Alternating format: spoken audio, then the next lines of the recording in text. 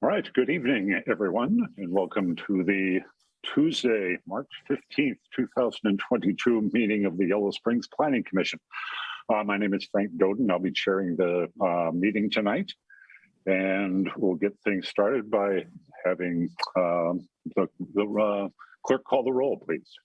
All right, Doden. Here. Greene. Here. Stiles. Here. Zaremski. Here. Krieger. Here. Thank you. Also present are Planning and Zoning Administrator Denise Swinger and Village Solicitor Brian Parcels. Okay, thank you. First thing I'm going to do is just briefly review tonight's agenda. First thing that we'll do is review the minutes of a couple of previous meetings, the February 15th regular meeting, and then a work session meeting that we had on February 28th. After that, we'll review any communications that the clerk has received. Then, Lisa, will there be a council report? Yes. Okay. And then there'll be a period called citizens' comments, and that's for any citizen comments on any items that are not on tonight's agenda. Then we have one consent agenda item, the Cresco minor subdivision. After that, we have a number of public hearings, conditional use application by Rose Pelzl, another conditional use application by Joel Levinson, and then a series of text amendments, which we'll go through when we get to them. Then old business, new business, agenda planning, and adjournment. So let's start by reviewing the minutes of the previous two meetings. So if members of the Planning Commission will turn to the minutes from Tuesday, February 15th. What was that? Are there any members of the Planning Commission have any changes or corrections on page 1? No. Page 2? Okay, page 3, no. And I'll move that we approve the minutes from Tuesday, February 15th, 2022. I second it. And will the clerk call the roll, please? Yes, Stiles. Yes. Zaremski. Yes. Krieger.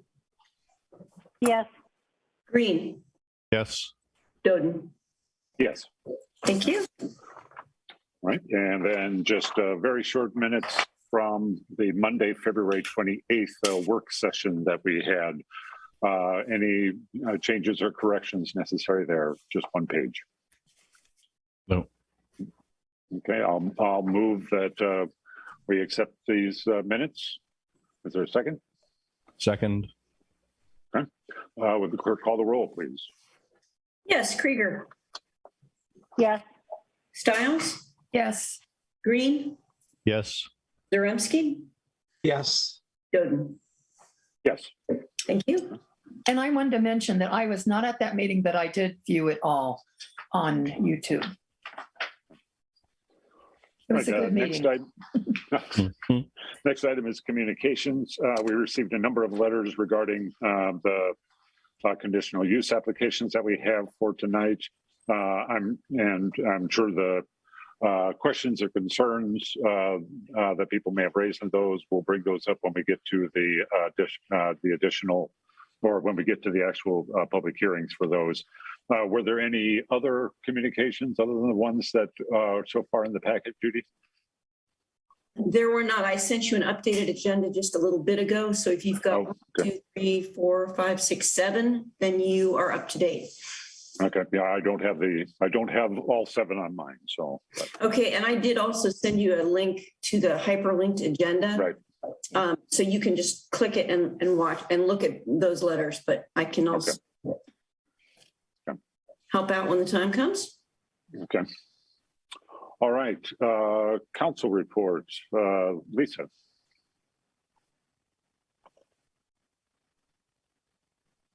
Hi, good evening.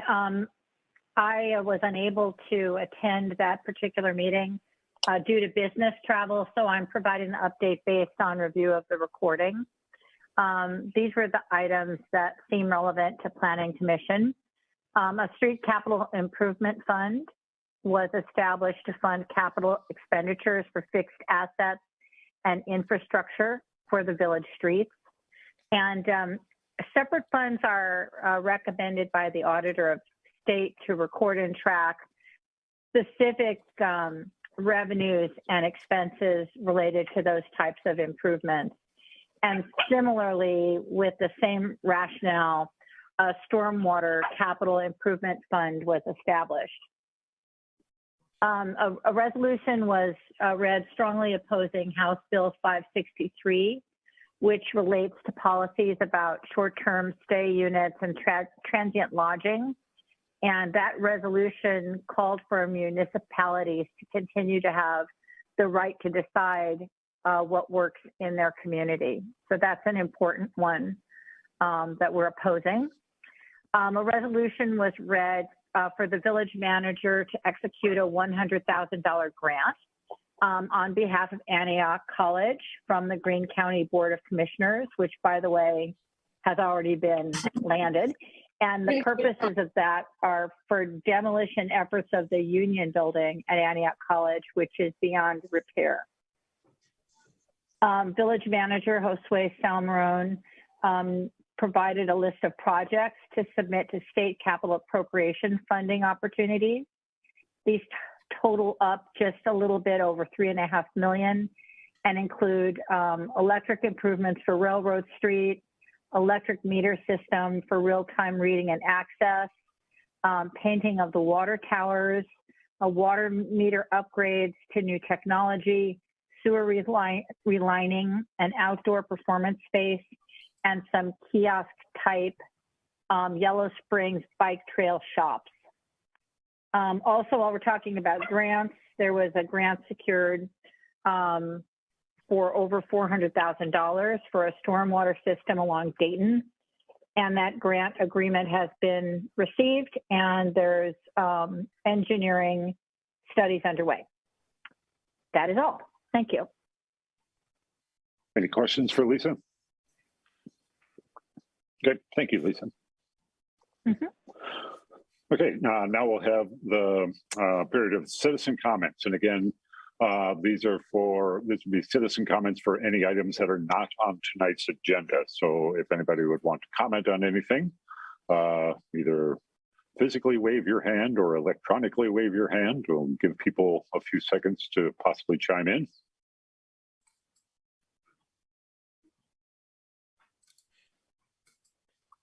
All quiet on the Zoom front here. Yeah, I'm not seeing anything.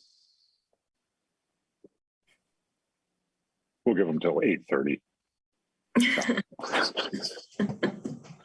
Okay. All right, then let's move on to the consent agenda item. Just a Cresco minor subdivision. Denise, did you want to say anything about this? Or? No, I'm just that, back in May of 2021, you approved the increased expansion of the Cresco Labs. And this is just some additional acreage within the CBE that they're going to need to acquire. So they've done the minor subdivision. It's just a consent agenda item. It meets all the requirements and no action is needed. Okay. Okay. Okay. Seeing no questions or concerns, we'll move on to the public hearings. There is no public hearing. Frank, you can just go ahead and call. No, we'll move on to for the public hearings for the conditional use. Oh, you do need, however, to approve the consent agenda. Oh, okay. Okay. So you just, Right. Same way, you just take a motion to approve, second it. Oh, okay. Okay. All right, well, they may want to make a motion to approve. I move that we approve the consent agenda item related to the Cresco minor subdivision. Okay. Second. Okay. Would the clerk call the roll, please? Yeah, thank you. Stiles, Yes. Krieger, Yes. Zaremski, Yes. Greene, Yes. Doden. Yes. Thank you. Okay, thank you. All right, now if we're going to the first of the public hearings, conditional use application, Rose Pelzl has submitted a conditional use application to operate a farm at her property located at 944 South High Street. And I need Denise? to recuse myself. Okay. And is somebody stepping in for Susan? I am Scott Osterholm is. Okay. Yeah. All right. Okay. Denise, would you like to talk about the staff report? Sure. So farms are a permitted use in all residential districts. The criteria is that you need to have at least 3 acres, which this parcel, she has numerous parcels, but the main parcel is just shy of 7 acres. And I have to say that for a conditional use application, it's probably the most detailed I've ever received from an applicant. Rose put a lot of information into it, so I don't know if I need to go through everything bit by bit, but the overview is that she wants to have an area for chickens. She's interested in having some honeybee hives. She wants to have build a structure that can have serve as a farm stand facing South High Street, and would also be used as a meeting space for different gardener association groups or beekeeping groups.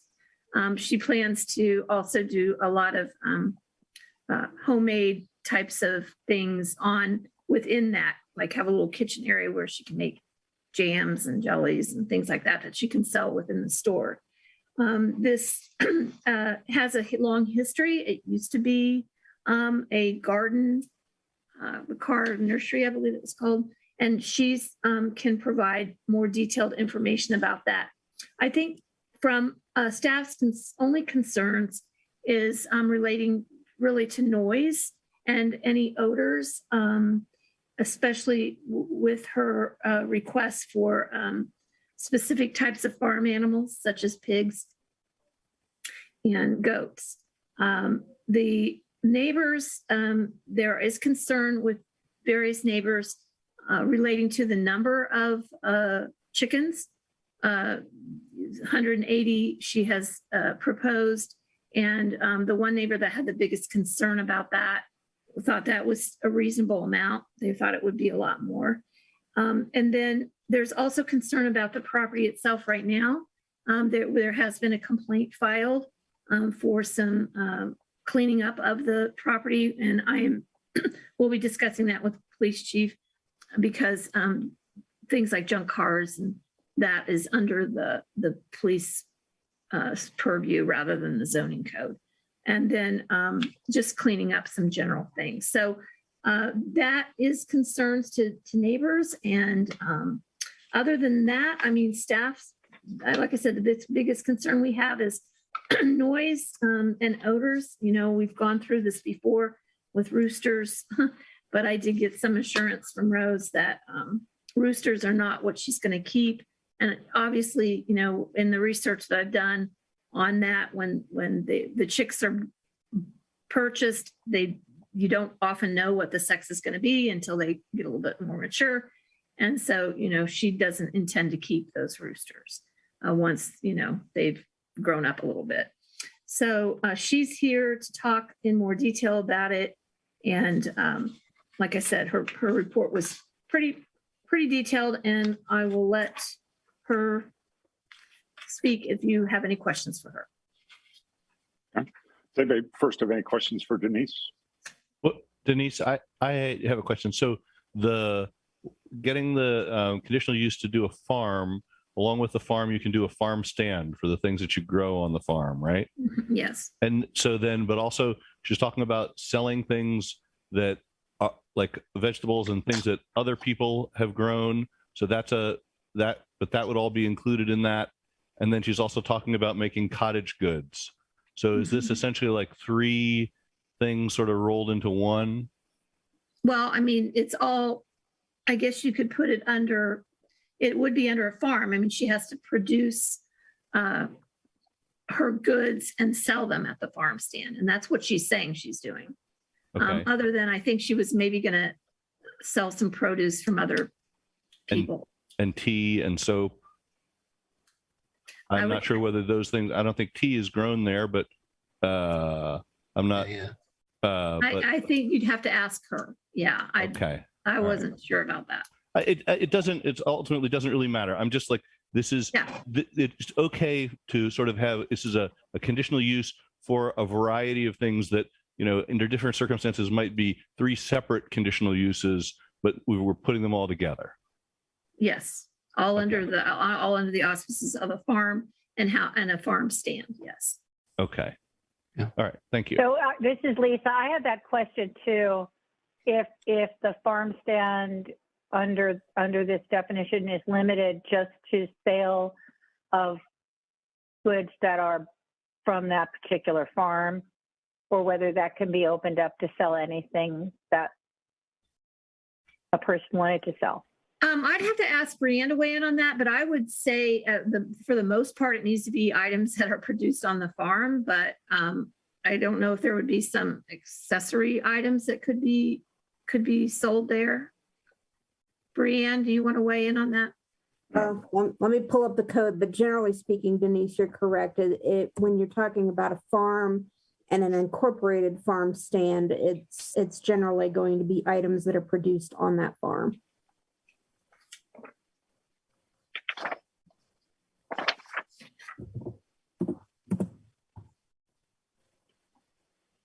Yeah, because that's certainly was suggested by the definition of farm that you included on the first page of the staff report. Yeah.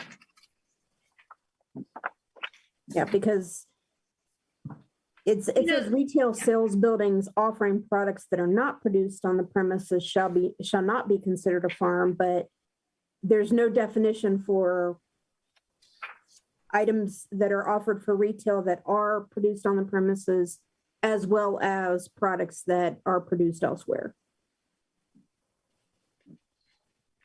So our code doesn't necessarily contemplate both things under one roof. Yeah.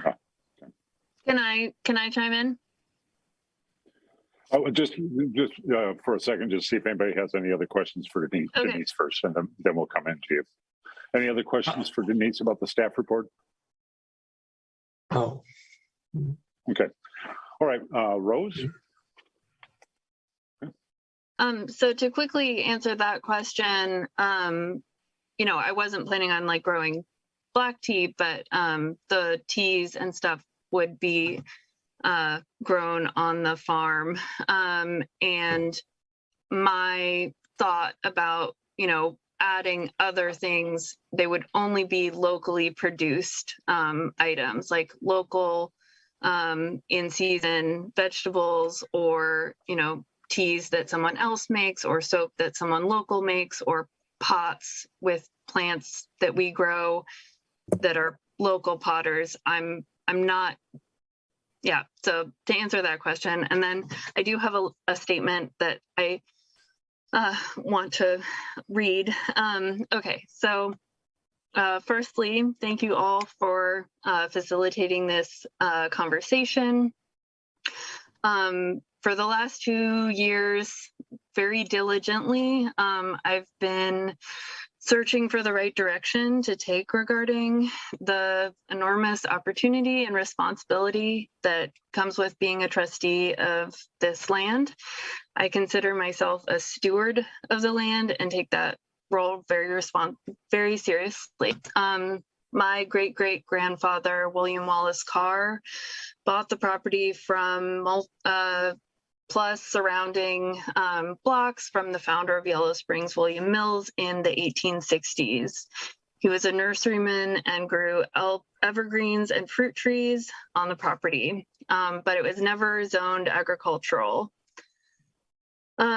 So I guess I want to make it clear that I'm not starting the farm to make a profit. I intend to keep my job and work on the farm part-time while my spouse, Johnny No, works on the farm full-time. Neither of us intend on taking a paycheck. This is a way for the land to pay its own way and for us to connect with the land and to raise funds to make improvements. And so that the community can, enjoy it just as much as we do. Over the last 10 years, we've been selling privately to folks who want to build houses on West South College Street and on High Street to pay our property taxes. When looking ahead, selling one lot at a time while the land that has access to existing utilities dwindles, that's not a long-term sustainable plan for us. We're not opposed to building more housing on the property in the future, but want to come to that decision with a lot of planning and community input and intention.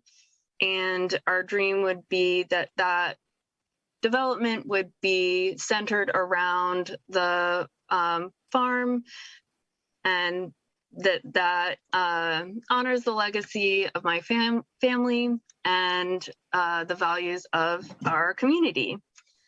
I really want the farm to add value to living in our neighborhood and to the village. So to address the concerns of my neighbors about noise and smell, I'm asking for up to 180 chickens because of the economics of scale. I'm not planning on having any roosters crowing.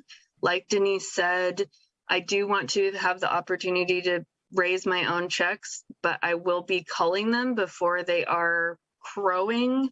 If they are crowing, they will, we will handle that. I don't particularly love the sound of roosters crowing myself, and I will be living very close by as well.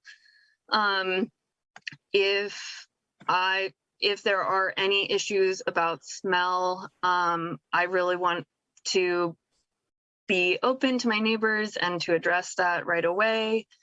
I believe, and I'm in classes about this, I believe that we have enough acres to not cause any nuisance regarding smell for that relatively small number of chickens, as for like a farm enterprise. I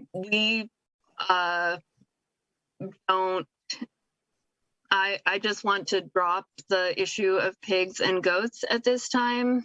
We don't have to talk about it. Maybe in a couple of years when I have shown that I'm receptive and not being a nuisance to my neighbors and adding value, we can maybe revisit that at that time. Maybe I was just getting a little bit too excited about being a farmer. So right now we're in the Heartland Farm Beginnings program with OFA, the Ohio Ecological Food and Farm Association, which is a year-long farmer training program that counsels new farmers on farm planning and writing a business plan. So I'm here today because without the ability to farm on the property, I really can't move forward with growing the business or seeking funding or borrowing money to get going. And I really want to do everything right and on the books and everything like that. I'm not interested in, I want permission for all of it. So in regards to traffic, I do not want to contribute to on-street parking on South High. I live here too, and I totally understand that concern. I don't think that, I think 6 spots for the farm store is plenty, but if it, that's the minimum, I'm also going to have bike racks. I want to focus this space on serving locals and people who would walk or bike there to pick up their food. If parking were ever to become an issue, I would definitely add parking on the property. I definitely, I hear the Bailey's complaints, and I request that Jim and Rosemary, if they're willing to meet with me through village mediation so that we can connect and I can really understand and put efforts into addressing their concerns, or just work through zoning department, that's fine as well.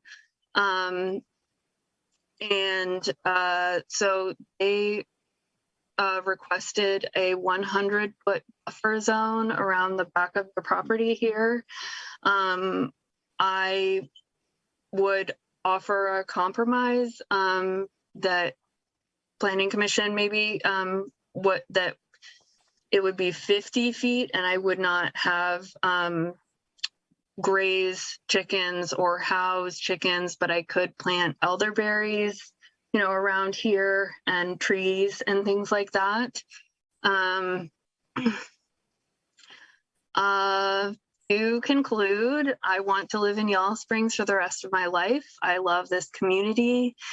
I've had the privilege to get to know the community even deeper through my work as a meter reader, and I'm so happy to have the opportunity to invest in using our family's land agriculturally again and growing local food systems.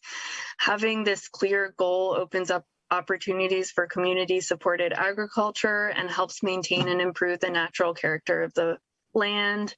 I'm really excited about getting started, and thanks for listening. All right, thank you, Rose.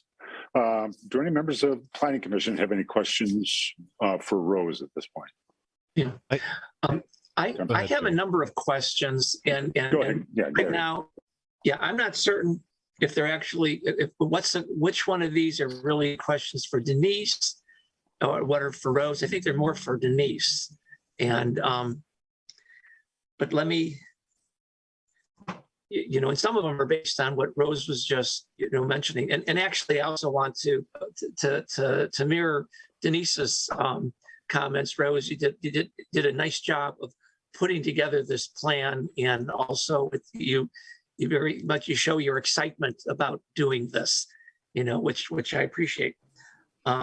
So what I'm wondering, a lot of this has to do with process. So let's say Rose agrees not to have pigs and goats for now, but then wants to consider adding them in however many years down the road. What's the process for doing that? Do we approve on the condition of such and such, except for this, and state that she has to then come back to add whatever? That's one question.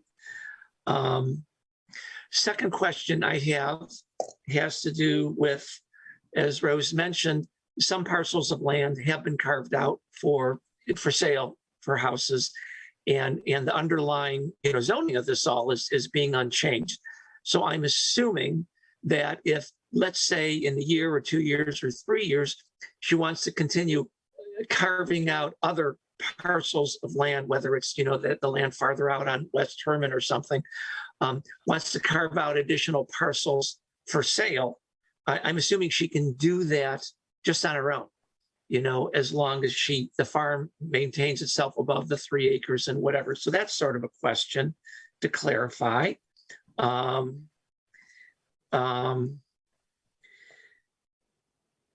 also just want to state, I don't know how to ask this, but the conversation earlier, I got a little lost about this whole thing. If she has her little farm store, if there's this little farm store associated with this venture, what can and what cannot be sold there? I'm not quite clear, because for the example that if she wants to include locally produced soap and candles and other products like that, is that okay, or does it not fit into the definition of what is okay? And then what if that product is prepared in the space behind the store, does that make it okay? So like I said, I have a number of, I took some notes on this and had a number of questions. So that, then moving right along, another question is with parking. I feel like the 6 spaces is inadequate. Is identified, the building, I think, would be 900 square feet. About 450 of it will be the shop, and the number of parking spaces was based on the shop portion of it. But in reality, behind the shop, there's that much more space, that much more space with people working in a kitchen or this or that. There'll be a space somewhere to have meetings for one group or another. And I could see that there'd be numerous circumstances that even up front, you might need, you could have 4 people working in the kitchen, 5 people in the shop, and another dozen people congregating for a meeting that starts at 5. And, so I think, I don't have a number, but it sure seems like up front, there needs to be preparation for a bit more parking. And I don't know if that means 10 spots, 12 spots, 15. I don't know what the formula would be, but I wanted to point that out. And then the last item I had a last item. I made a list. And this has to do with, and the parking thing, part of it was pointing out that the property really drops off just west of the road. You just can't pull off to the side of the road. So you really are stuck with having to have off-road parking. But then the last question I have or concern is with, one of the letters was talking about some of the items that are on the property now, whether it's the junk cars or buildings in various degrees of disrepair and the building material and all around. And the idea of, that doesn't need to wait for a planning commission action to be cleaned up. But what I'm wondering is with that material scattered around the property, is this property currently in violation of some ordinances? And if so, it strikes me that needs to be cleared up and cleared out, let's say, before we address the conditional approval on that. So there's sort of a question, is it actively in violation of certain ordinances? Because that leads into exactly how to proceed on the broader question. So that's the laundry list of questions I had, from reading the background material and listening to here. So hopefully that was all clear. That's that. Well, let's get some of the questions addressed. Denise, I saw you, maybe Gary, I think you had 5 total. I wrote them down. Okay.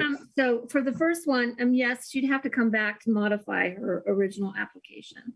If she's not gonna have the pigs and goats now and wants to do something later, I would think that she'd need to come back to Planning Commission for that. The idea of, Rose has, as she said, has subdivided, to help offset taxes on the property. The taxes on that property, because it's residential and there isn't anything there, are pretty exorbitant. And that is not like she said, that's not a sustainable plan for her. And in a conversation that I had with her, I really said, you're continually coming back and parceling it off without a bigger plan is just not a good idea. And, we as village are gonna hold back on any more of these for a while, because you have to wait a couple years before you can go and do another minor subdivision. So she obviously could do that. She could come back and completely come up with it would probably be a major subdivision, to be honest, and could, completely plat it out. She doesn't want to do that. So, the idea of this farm and having any other parcels, that's on hold for a while. As far as retail sales not produced on the premises not being considered farm, that's really what was found in the definition. And it's unfortunate, this zoning code does not, it has farms as a conditional use, and then it doesn't tell you anything else.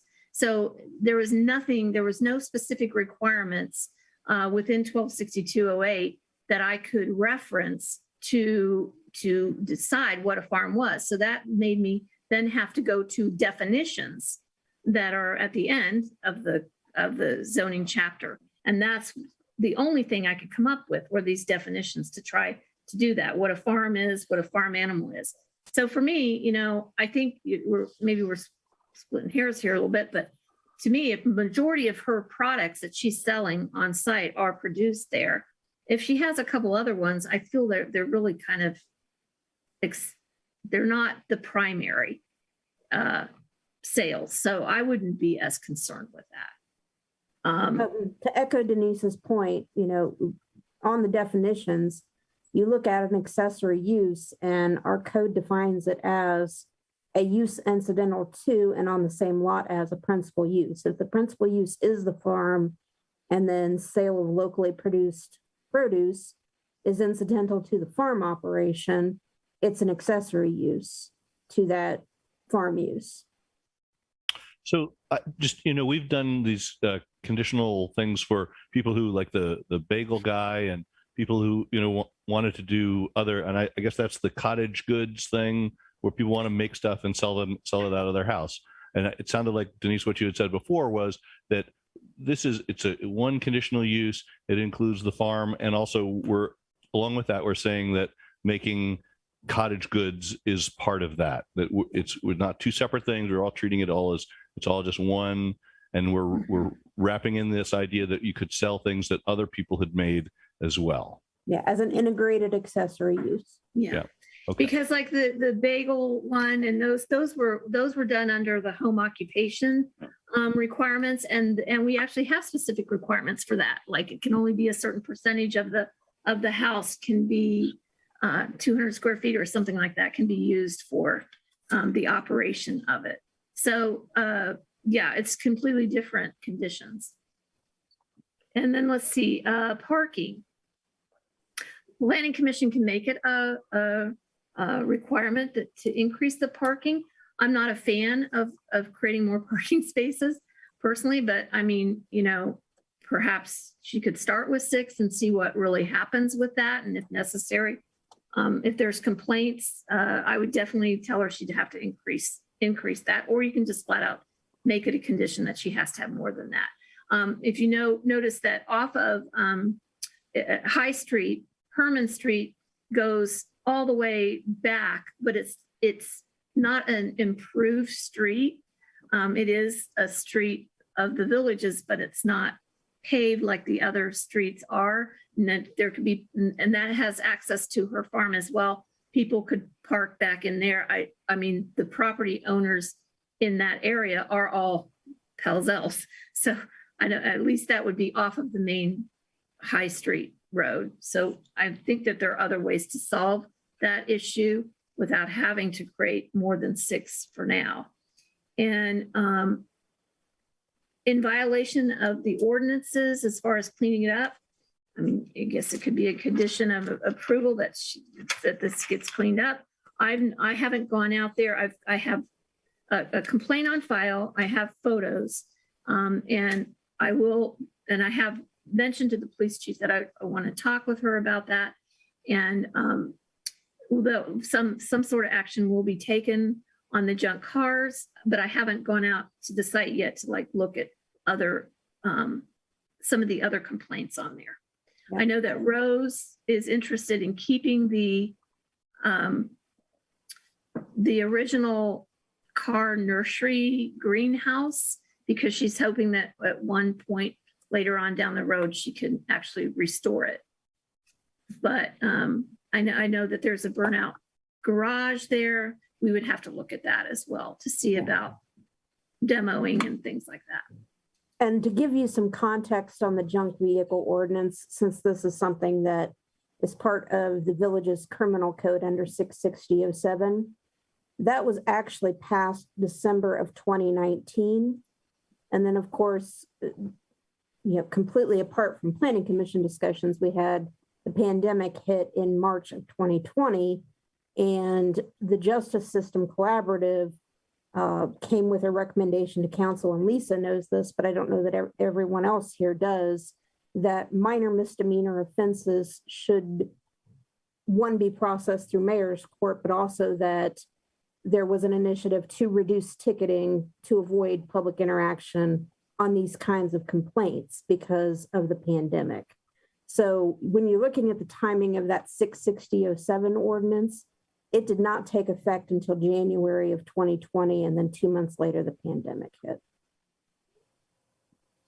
Well, and we're based on complaints. And so there hadn't been a complaint in that time period. There have been complaints in the past previously, not since I've been here, but previous to that. And it's my understanding that there wasn't anything that was, no action was really taken by the village. Rose, I know I'm going to ask you to chime in again to speak directly. I think during your presentation, you mentioned something about the possibility of expanding the parking if necessary. Do you have a contingency plan sort of in your plans? Like, okay, this is where we park people if the 6 spaces don't amount to enough? So I haven't gotten any quotes or anything for this farm store yet because I don't have permission to do it. But they're definitely, that area was parking for the greenhouse, for retail space at the greenhouse. The kitchen part of it is not going to be open to the public, really just the retail space for farm goods and maybe egg cartons to put in your fridge that are ceramic or whatever. Really all very specific to the products that we would be making on the farm. So, and also I know that when you add bike parking, that does help with lessening the number of, but for me, it's a matter of cost. There's areas where I could make parking, but until that was an issue, I really don't want the farm store to be a huge draw. This is for the community. I don't intend on having, large gatherings. I'm talking about small work session meetings. But I don't know. Does that answer your question? Yeah, I think so. The thought I have though on that is Denise mentioned about how there's that area on West, further out on West Herman. Yeah. And then perhaps what you're saying, Rose, is that I'm still thinking, even though you won't have public in the kitchen, you have workers, and you have workers, and there's going to be people working there that maybe have to come and park, and maybe I would be working there, and my partner would be working there, and we live right here, so we wouldn't be driving. Yeah, but perhaps in the future, all of a sudden there might be, if this, businesses grow. That's the idea of a contingency. And then I would have to, there's one, so it's, an employee parking spot is required. So one of those 6 is an employee parking spot. And then if I was to get more employees, I think I would need to add more parking at that point. So that's the only question, that if you would need more parking, the area that you're planning the existing parking, is it easy enough to expand?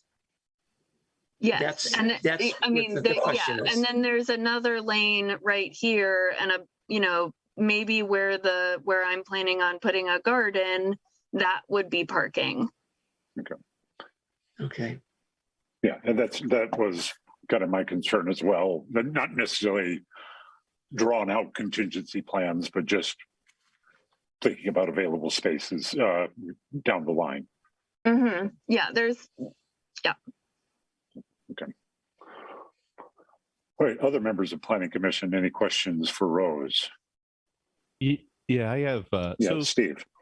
Rose, you don't.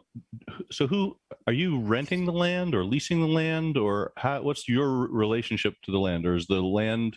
It's in your family. I'm a trustee of the land. A trustee of the land. Okay. I co-own the property with my mother and my spouse. Okay.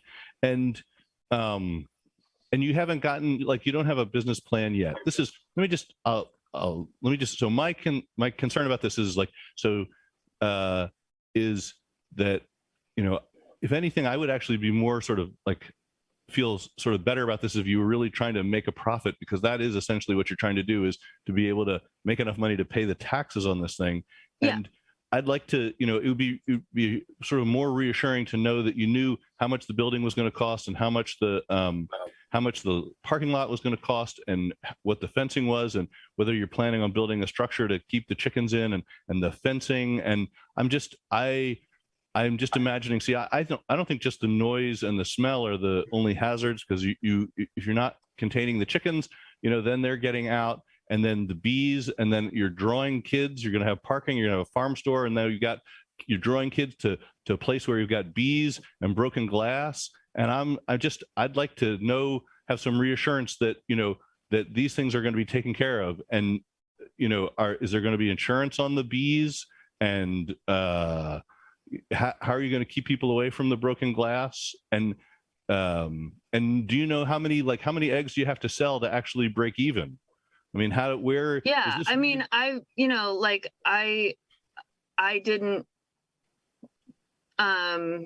put together something with those numbers. You know, I financial plan for Planning Commission because I'm sorry, I didn't know you were going to ask for it, but you know, like I'm in this OFA class right now.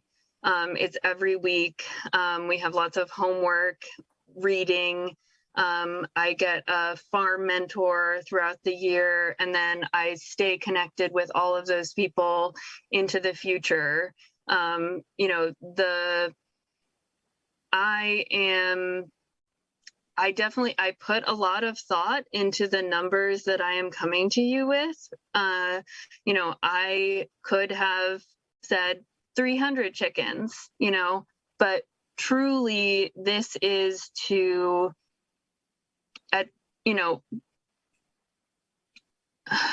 to facilitate the property being supporting itself, right? And I looked into very seriously selling a big part of it, doing a major subdivision, you know, building an apartment building. And this speaks to me personally more than that. And so, and what I'm hearing from my, you know, all of the speakers at my, during my farm classes, like, they are really excited about my plans and they're doing similar things. And I have a lot of great examples of how this can work. So yeah. But you don't have the numbers to show how it works on this piece of land. If that, you know, if you have to borrow money to build the building and put in the parking lot, you know, and then you know, there isn't a number of like how many eggs you have to be able to sell. And I'm worried that, you know, if it isn't working, then what's going to happen, you know, if it isn't working and it's actually costing you more money, then what's going to happen? Are these chickens and the bees all going to just become a nuisance? Is it, you know, or I would feel better if you did have a business plan and could show, because I really think that, like, you know, you know, it doesn't sound like, I'm not saying, I mean, I'd love to see this thing succeed. I think it could be a really cool thing, but, you know, the safest thing for your neighbors in terms of their property value and in not creating nuisances of loose animals and stuff is if the thing is like well run and, you know, thriving. But I'm not getting a real strong sense that, you know, you can guarantee that it's going to thrive. Can I ask a question of Bree in this regard? If Chappelle was not asked, George Ober was not asked, It's not an appropriate thing for planning commission to try to impose condition that the business will thrive. Right.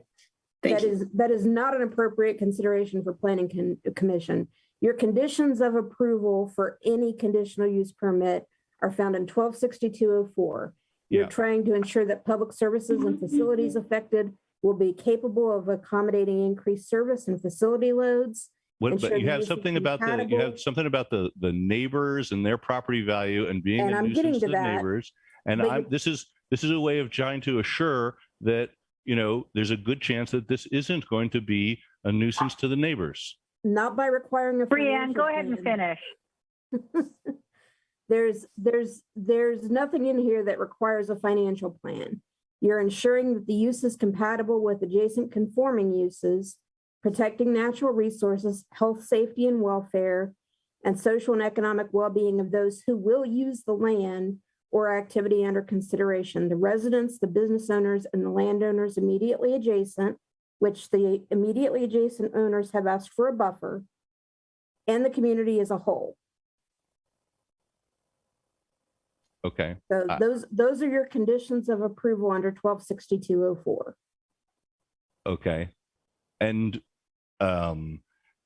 if I think that if I think that the way that the plan is structured is, you know, going to be detrimental to the neighbors, then, you know, I can vote my opinion about that, right? Absolutely. But okay. the conditions of approval that you have to, basically the planning commission's obligation is to make a record of why it votes the way it does. And when you're evaluating an application, this is a farm, which is conditional use in a residential district. And unlike something like, you know, transient guest lodging, there are no specific requirements for a farm under 126208. So you've got to go by those general conditions of approval when you're evaluating this application. Okay. But I don't think that it's just the smell and the noise are the only hazards. You know, I mean, maybe it's possible, but I think the 20 beehives right by the field where they're playing t-ball might be a problem. I don't know. There's clover in those things, you know, there's kids rolling around in the grass. I don't know, you know, but that's why my concern is more about planning, not necessarily that, have we mitigated the potential hazards here? Is there a plan in place to see, it looks like this is going to be successful and not, you know, and not be a hazard or not, you know, be detrimental to the neighbors? Well, again, that would be something that might be appropriate to impose a buffer, but not necessarily say, we want to see your financial plan. It doesn't necessarily have to be a financial plan. I'm not saying we have to see a financial plan. I'm just concerned that, you know, I'm, you know, so Rose is learning about how to be a farmer and she's learning about this and she is, you know, talking about, you know, a financial plan. I didn't bring up the idea of a business plan for this. Rose said business plan. And so I'm just, you know, maybe after she's done with the class, you know, Rose, have you ever raised bees or chickens? Okay. So that's Yes. good. I mean, and, you know, and does the solar powered electric fence work?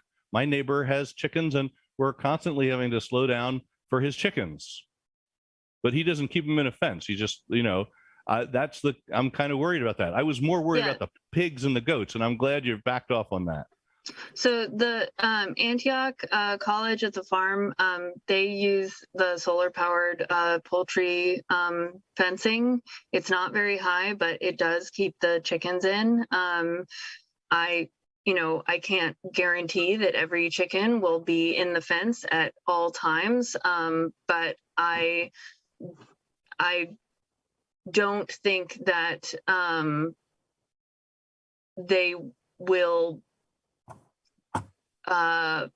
be roaming as far as to be a nuisance. I have 6.75 acres here, and will either be very diligent about keeping them in, or they, you know, maybe if there's one chicken that really likes to go out, I'll put her somewhere where she can't get out. You know, like there, I don't. I also, you know, I will not be, you know, letting people into areas of the farm that are dangerous. And I, you know, at this point, the farm is not open for the public, and it will be, we will be in a different place when it is. I don't know if that, you know, at all addresses your concerns, but I, you know, I'm going to be following the recommended practices of small farmers, and there's lots of information out there, and I've been learning a lot, and I do know a lot, and this is just part of the process, right? So this is the conversation that happens. Sure. And you're proposing to have a farm and a store, and you know, you're going to have people there. You're going to have chickens, so you're going to attract, you know, people with kids are going to want to go and see the chickens. And I just, you know, in some ways, I think, Brianne, it's in some ways more complicated than just a farm, because there is more involved with this, you know. And I just, you know, I just feel like there could be hazardous things, you know, I don't know how you keep the kids away from the chickens and from the greenhouses and the broken glass and all that stuff. So that's what I was concerned about. So this is Lisa. I would guess that you would keep, if the farm is closed, not open to the public, and you would keep the children safe in the same way as think of Antioch College. And how that is. So no risk of the chickens children are not running into the with a fence. I mean, I want to validate your comment, but I feel like, you know, these are the things I'm hearing, and I'm looking at time while wanting to have everyone have a chance to comment. All right. We have no animals other than hens and bees. So no roosters, no farm animals. I heard Rose recommend a 50-foot buffer, but over that buffer, in addition to that, close to that buffer, there would only be plants and not chickens. Did I get that right, Rose? Yes, the inside the buffer would only be plants. Outside the buffer. Inside the buffer. All right. And, you know, it sounds to me like, you know, I just want to say it's not open to the public. It's not a roadside attraction for people to walk around the farm, right? Yeah. And I just want to say that I feel assured by the parking conversation. Reading the report from staff about the parking requirements for one per employee plus one per 100 square feet, given that additional space that could be used for parking if need be. So I don't have any additional questions. Okay. Any other one other? Oh, yeah, How go about ahead, Scott? Grace. Yeah. Yes. Okay, Scott. Hold on a second. I did something here. There I am. Okay. Sorry. Well,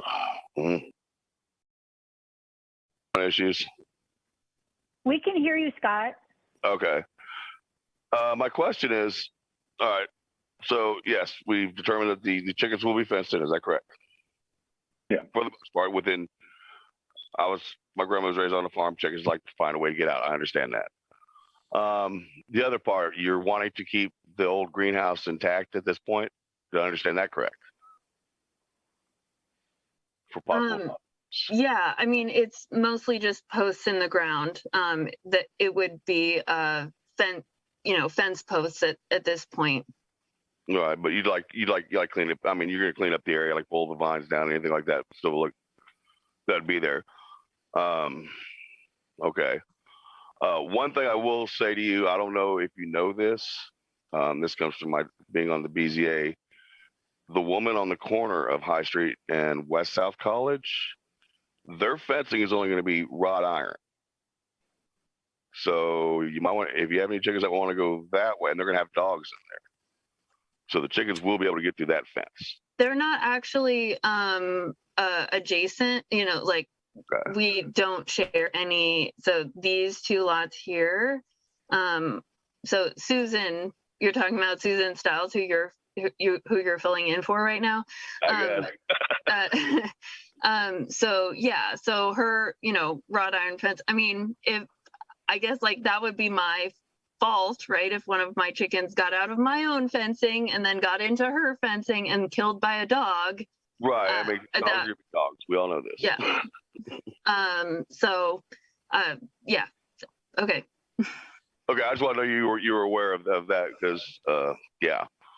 Other than that, I like the idea of what you're doing. I'm glad to see there's going to be some usage in there and getting that cleaned up because I really think it would bring it'll make it a more pleasant drive going down before I get to Herman Street. And as far as your parking goes,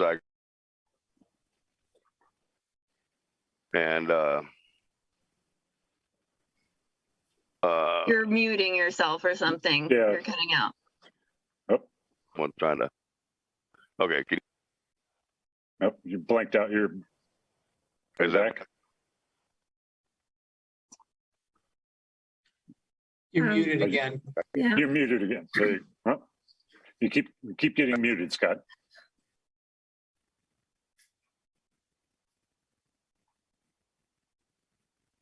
Not sure if Scott's there.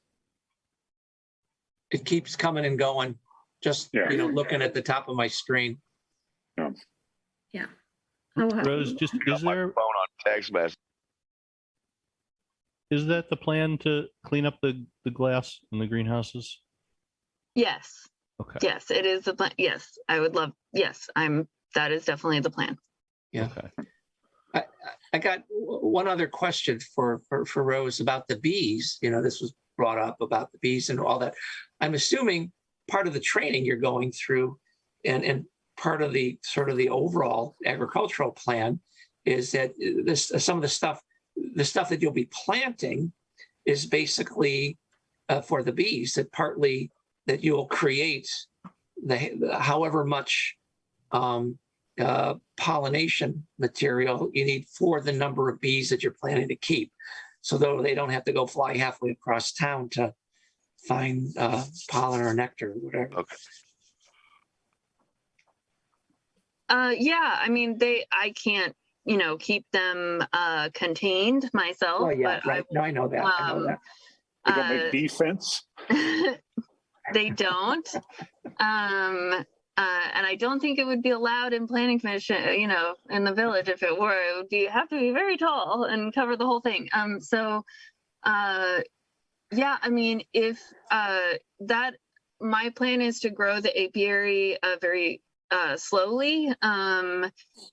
The equipment itself is pretty expensive, so that whole process and that is why 20 is how many I asked for.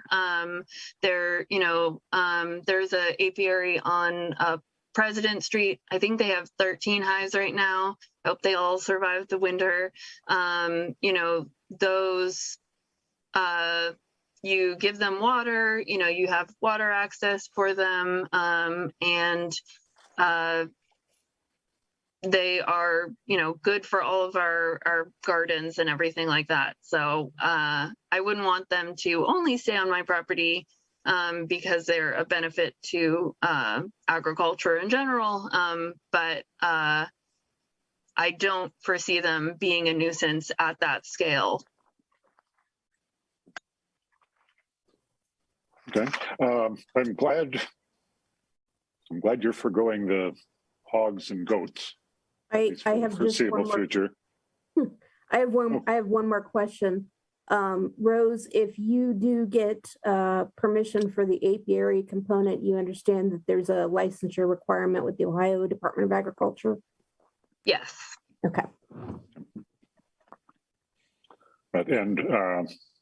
Yeah, because in noise, because with having grown up on a farm with plenty of hogs and neighbors with goats, that there's not only a matter of odor, but particularly with goats, there's a matter of noise as well.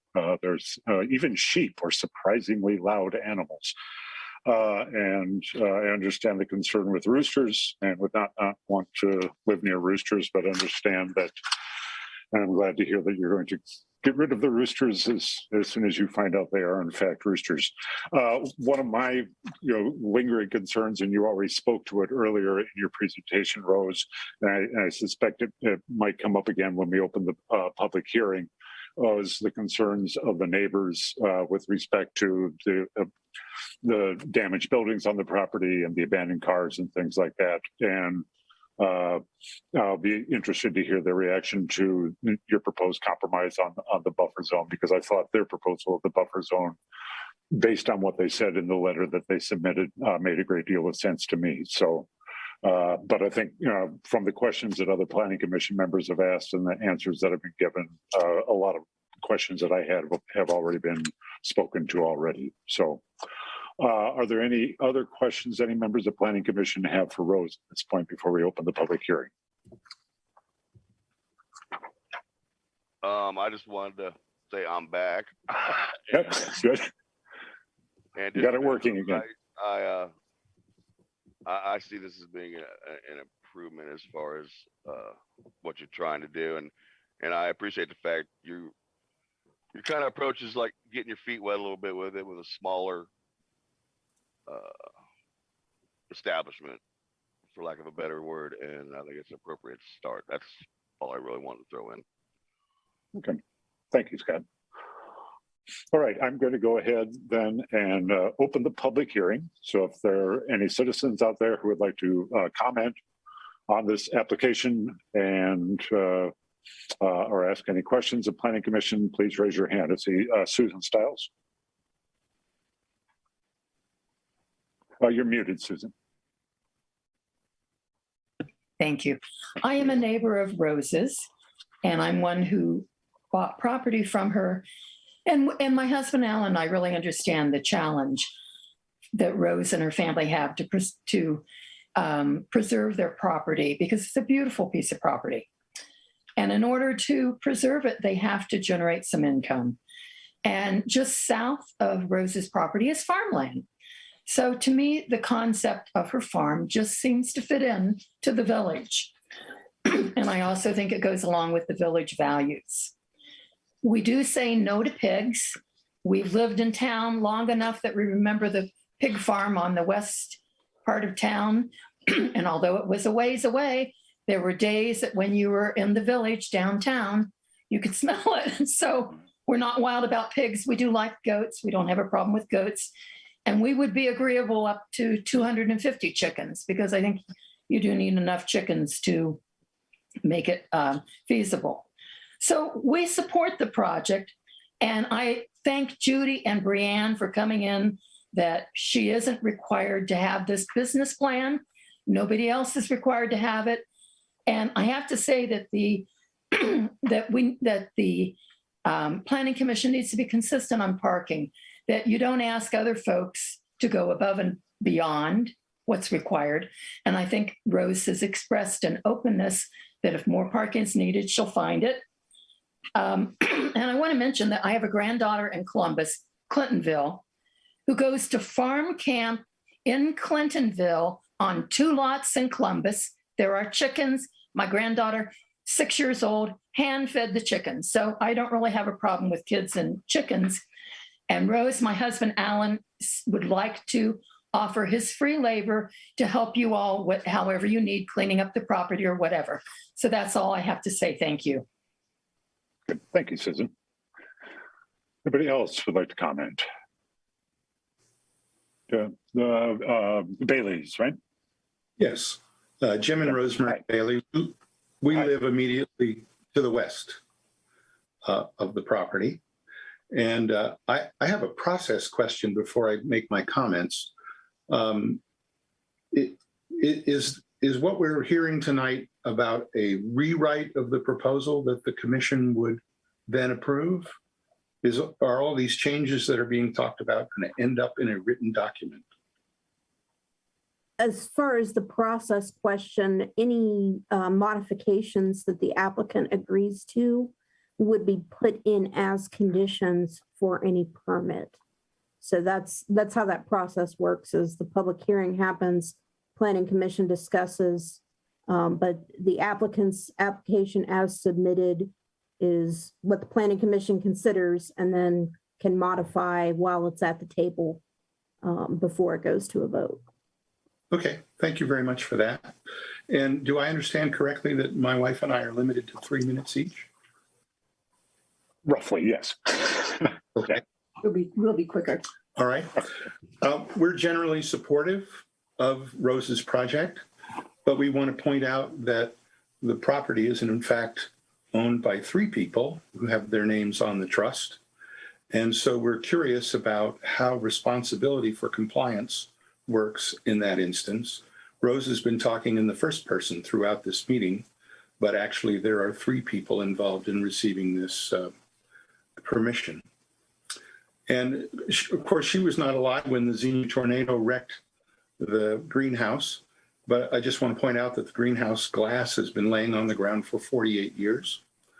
The junk cars, which are in clear violation of 660.07 and other aspects of the property, have been in violation for a very long time, long before anybody dreamed of a COVID pandemic. The house next door burned down, and we had to ask the county to come and make them clean it up, basically, because there were rats. And so we're skeptical. We'll just say that. We are skeptical about compliance. We're skeptical that they will comply. We're skeptical that the village will enforce. Both things are true. So we'll just leave that there.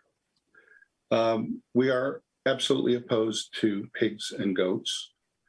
We're okay with chickens. We think that's all right as long as the number is something reasonable.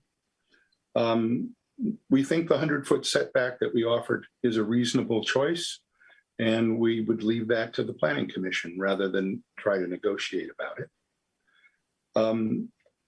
The question of compliance, it seems to me, is really fundamental.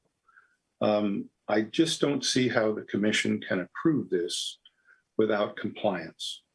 The work that needs to be done is to remove the cars, remove the derelict garage, and the big piles of rubble that are along our property line. And I would invite all of you to come and stand on our property and see what we have to look at day in and day out. And it's been for decades. We've done that with village foundations before. We really are appealing to you in desperation to get some kind of compliance on this mess that has just gone on and on and on and on for a very long time. So we understand that the proposed project is intended to be a constructive contribution to the village. We applaud that. We would like to see Rose to succeed, but we just really do not want to become victims of non-compliance in the future. So that's all I have. And I just wanted to add just a few other concerns. Our land is downhill of the Pelzl property, and we're concerned about manure management and runoff of contaminated water caused by the chickens and possibly pigs and goats, creating unsanitary conditions. We're also concerned that there will be rats due to storage of feed for these chickens, goats, and possible pigs. Also, I wonder what is to stop the number of chickens from increasing considerably over the years, which is another thing that I read can happen. You addressed parking earlier, and I made a note. I don't know if any of you use High Street on a regular basis. I do. I walk from my house around the corner to Friends Care Center to visit friends there on a regular basis, probably 3 or 4 times a week. And there's no sidewalk there to walk on. There's a little bit of a sidewalk and then it ends. And there's a very bad bend at the end of it. So I just wonder how you address traffic on that road. There's also huge potholes on it at the moment, but that's beside the point.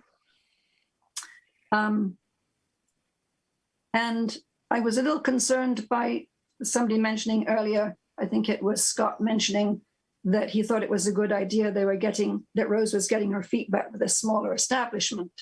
That would imply to me that there was some thought that this establishment was going to get bigger and bigger, which would imply more and more chickens. And then I would begin to have some real concerns about the manure, etc. And I'm done. Thank you for listening. Yes, okay, thank you very much. Okay. Are there other people who would like to comment? I think I've got Kate Hamilton, Krista McGaw. Okay, Kate.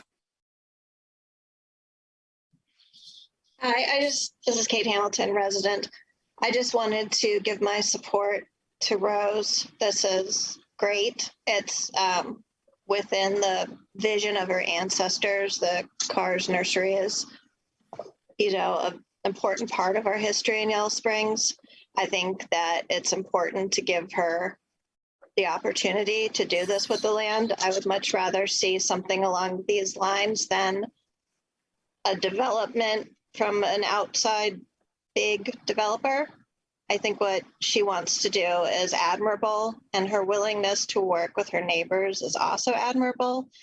Saying that she would build, put the fruit trees by the property of the neighbors who don't want to see different things. I mean, the fruit trees and the different things that she's planting, the bees will be attracted to.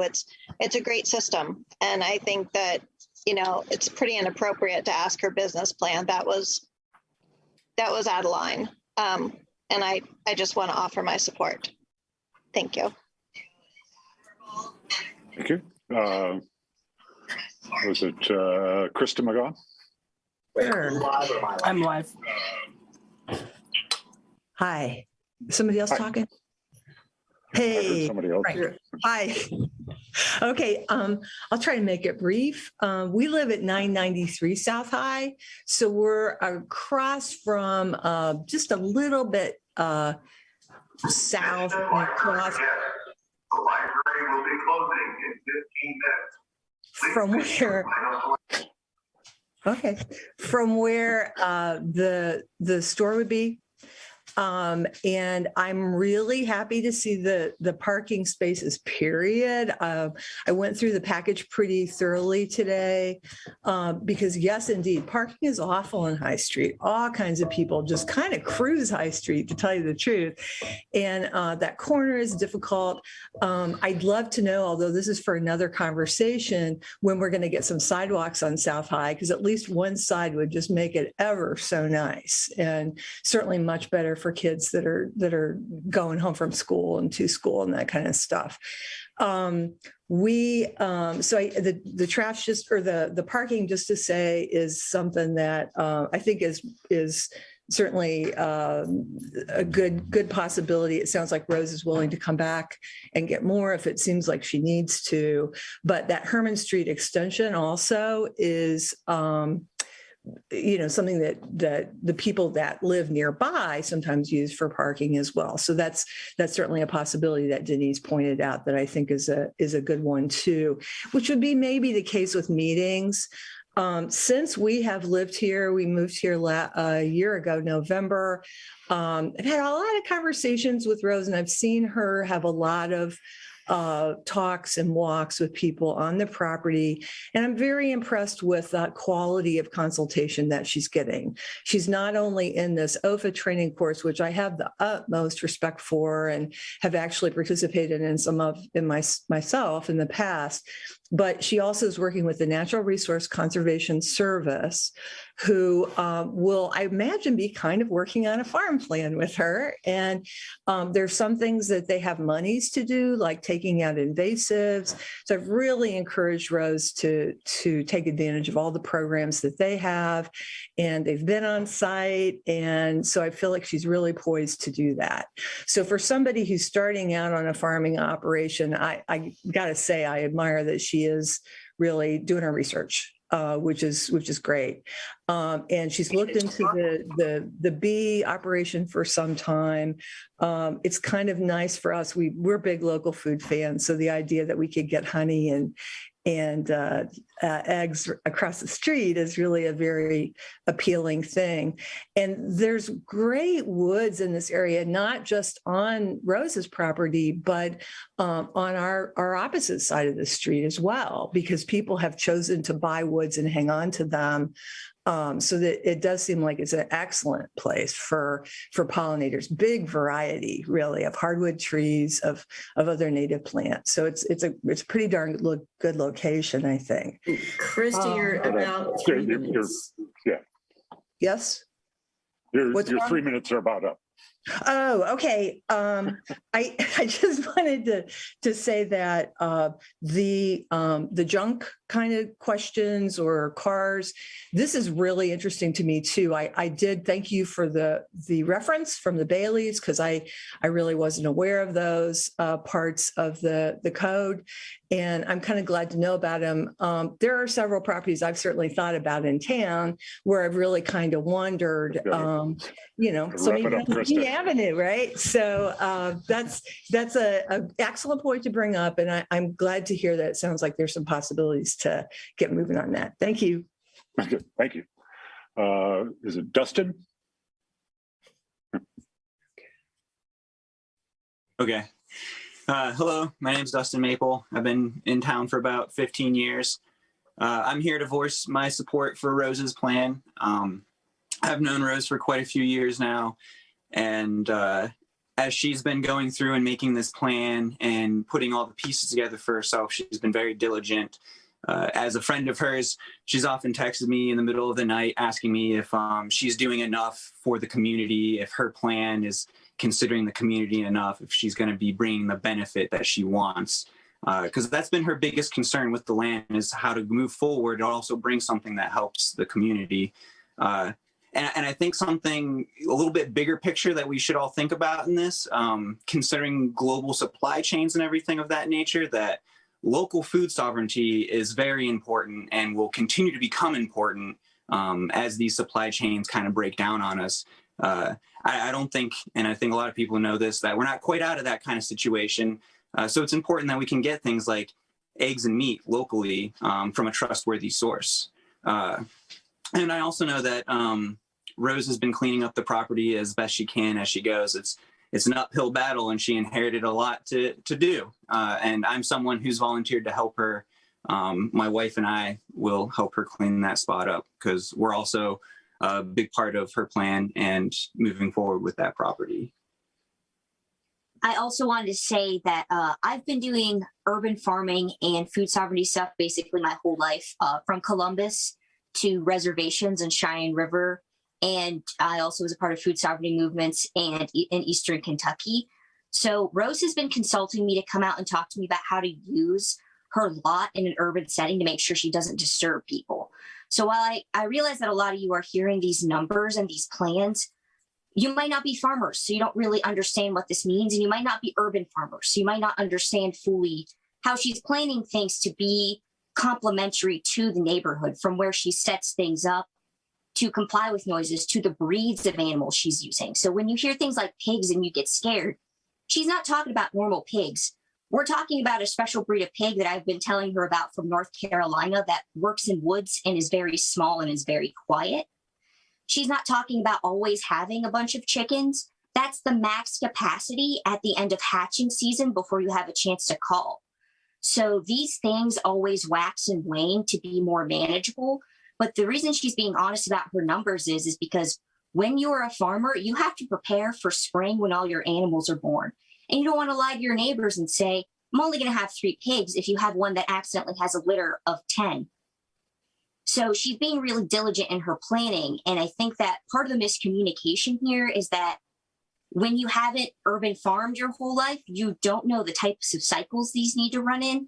So she's giving you guys a plan that is going to be like 5 years out. She's planning this to like a depth that I don't really think that people are comprehending because they hear numbers and they get scared. But in reality, the scale in which she's increasing things is going to be so incremental that by the time she's done, it's just going to be a part of the neighborhood before you even realize there's been changes made. It's not that you're going to wake up tomorrow and have a super loud farm.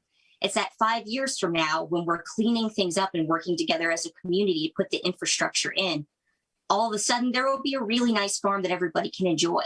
I enjoy that spot myself. I take my nephew down there all the time to harvest wild onions. I take my nieces down there to pick mulberries in her woods. Yes, there's glass in some places, but I mitigate that by paying attention. And the value of having that green space as an Indigenous person to be able to teach other Indigenous kids. Like I've taught Indigenous kids in Afrocentric farm schools. This place is going to have a lot of value to the community in the long term if we're all really patient and helping her roll that out in the incremental way that is needed. I'm going to have to wrap you up. Can I get your name for comments? I'm sorry. Dustin I'm Maple. Jordan Maple. Thank you very much. Thank you. Okay. Is it Jessica? Yes. Hi, Jessica Thomas. I am speaking as a private citizen this evening. I just want to echo all of the comments in favor of Rose's plan. I walked her property almost 2 years ago now to talk to her about possibilities for this farm. So I really want to make sure people understand how much thought has gone into this. This is not a plan that should be tossed away for a lack of a business plan. And I'd also like to note that it's really disappointing to hear detractors from this plan speak about things that Rose personally did not have control over. I also think it is highly inappropriate to question Rose in a way that is not applied fairly to other folks who want to start businesses in people's backyards. So again, I would like to just urge you to approve this plan. I also am willing to donate as much personal time to making this work. And in addition, I am willing to make monetary donations in order to see this become a reality, because I think this is one of the most important things and one of the best things that the village of Yellow Springs can do for itself to help with the food supply, to fight against gentrification and becoming a tourist attraction, more of a tourist attraction. This is something for Yellow Springers. And if we can't support things that are specifically made for us, then I don't really know what we're doing here. Thank you, Jessica. Megan, did you have your hand up? Hi, thank you. Megan Bachman, Agraria. As you know, we're very interested in these kinds of things: regenerative agriculture, conservation, community resilience, building a strong local food system. And we're right up the street and happy to be a resource for Rose and others. We often have skill shares and workshops. So we're right up the road and want to support her and hope there are many others. So we strongly support this plan. We need to find a way to get more local food grown in ways that actually conserve or regenerate our land. And this project is a beautiful blend of agroforestry, organic food production, small scale livestock production. Animals are actually really important for regenerative agriculture, both in maintaining weeds and non-native species, as well as providing fertilizer. So I'm glad to see that she's contemplating the role of animals. I think obviously the herbal medicine production is really important in these times as well. So, we're a rural area, but most of the crops around us aren't feeding us. In Ohio, we only consume 8% local food or food grown from within the state. Our average farmer is 60 years old. As was already mentioned, our food supply is increasingly at risk. Food prices are up 20% over the year, and that's even before the war. And just yesterday, the UN warned of an imminent food crisis. So, in Yellow Springs, we're a wealthy community, but our poverty rate is on par with the state. And actually, our food insecurity is higher. Last year, the Dayton Food Bank did a study with UD and showed that Yellow Springs is, quote, an underserved food insecure area. So increasing access to fresh, local, healthy food right in a neighborhood of our village, I think, is fantastic in the direction that we need to go. It also increases the money circulating in our economy. We've brought Michael Schuman to the village numerous times, who's proven that a dollar spent locally circulates 2 to 4 more times than money that's spent at an outside chain. So this is great for our economy. It's great for Rose being able to stay here and not have to commute to work like many Yellow Springers now do. As a result of some of these economic changes that we're faced with, many recent plans have really contemplated the need for accommodating more home-based businesses, specifically agricultural businesses compatible with Yellow Springs values. These plans talk about infill and redevelopment and a mix of uses and conserving natural resources. And this is a project, I think, that just fits within all of that. And finally, I just want to say, we are also looking at a farm store. According to Ohio law, local zoning cannot prohibit the use of land for a farm market in any industrial, residential, commercial, or agricultural zoning district if 50% or more of the farm market's gross income is from produce raised on the farm. So that was our understanding as well for our barn store, 50% or more. So I would just look at that. I think that farm store is kind of really important. A lot of farmers do rely on those direct to consumer sales. It's actually far more efficient than farmers markets even. And the ability, thank you, just real quick, just the ability to have, value added products will expand what she can offer the community and having it year round. So super support this small scale regenerative farm in a neighborhood of Yellow Springs. Thank you. Thank you, Megan. Anybody else? I don't see any other yellow hands raised. Or is there anybody else who would like to comment? Frank? I'd like to make a motion. If I could just really quickly, I've gotten 3 quick letters in. I've got Laura Curlis supportive if it's conditioned upon some cleanup. I've got Gina Gunderklein unconditionally supporting the use, and I've got Katie Main misunderstanding and opposing a variance, but this is of course not a variance. That's all I've got.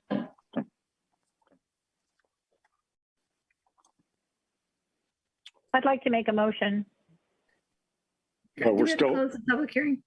Yeah, we're still in the public hearing. I have no hands, Frank. Yeah, okay. So we'll close the public hearing and then we'll come back to Planning Commission, Lisa. Right. All right. So thank you, everybody who contributed your ideas and thoughts. And so we're going to go ahead and close the public hearing and bring it back to the Planning Commission for discussion and ultimately a motion. Lisa, what were you? Well, I'd like to make a motion, and that motion is that we approve the application for conditional use for Forest Village Farm on South High Street with the following conditions. That the complaint that's been filed is reviewed and if found to be present, resolved. And that there's chickens and bees only, no farm animals. And that there is a 100-foot buffer of plants and trees, no animals, neighboring the neighboring boundary of that's in that complaint. Okay. That's my motion.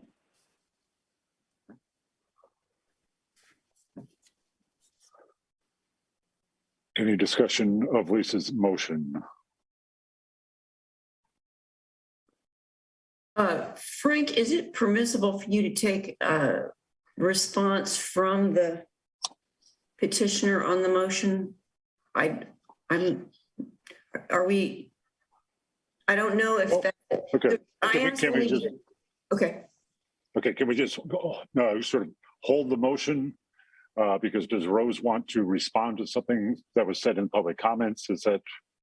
Rose, is that what you want to do? So I guess maybe to throw a wrench in this or not, my modification at this point would be to remove these two lots here from the conditional use application where the complaint has been made, and then that would be not part of this conditional use application. And then I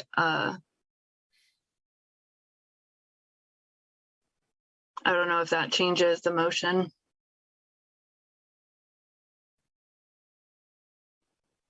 Scott, I got a question for Roseanne. Is that so that would give you the I know you want to mediate a different type of buffer. Is that so to guarantee you a 100-foot buffer?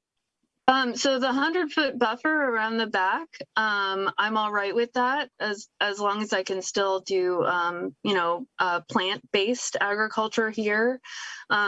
These two lots here, which is the vacated Tully Street and what was 250, I don't know the lot number at this point, with the slab and the garage from the house that burned, I would like to address those complaints, not through Planning Commission, but through the zoning office. So I don't want that to be a condition of this conditional use, because it is, the cost associated with remediating those. I want to work out those conditions with zoning, with Denise. And not have that be a condition on being able to start this enterprise, because I need funds to be able to continue, to do that work. And, so that's, I guess that's my response to that. No, I understand. Yeah, okay. No, you clarified enough for me. I really appreciate that. And you're very honest about it. And I appreciate that too.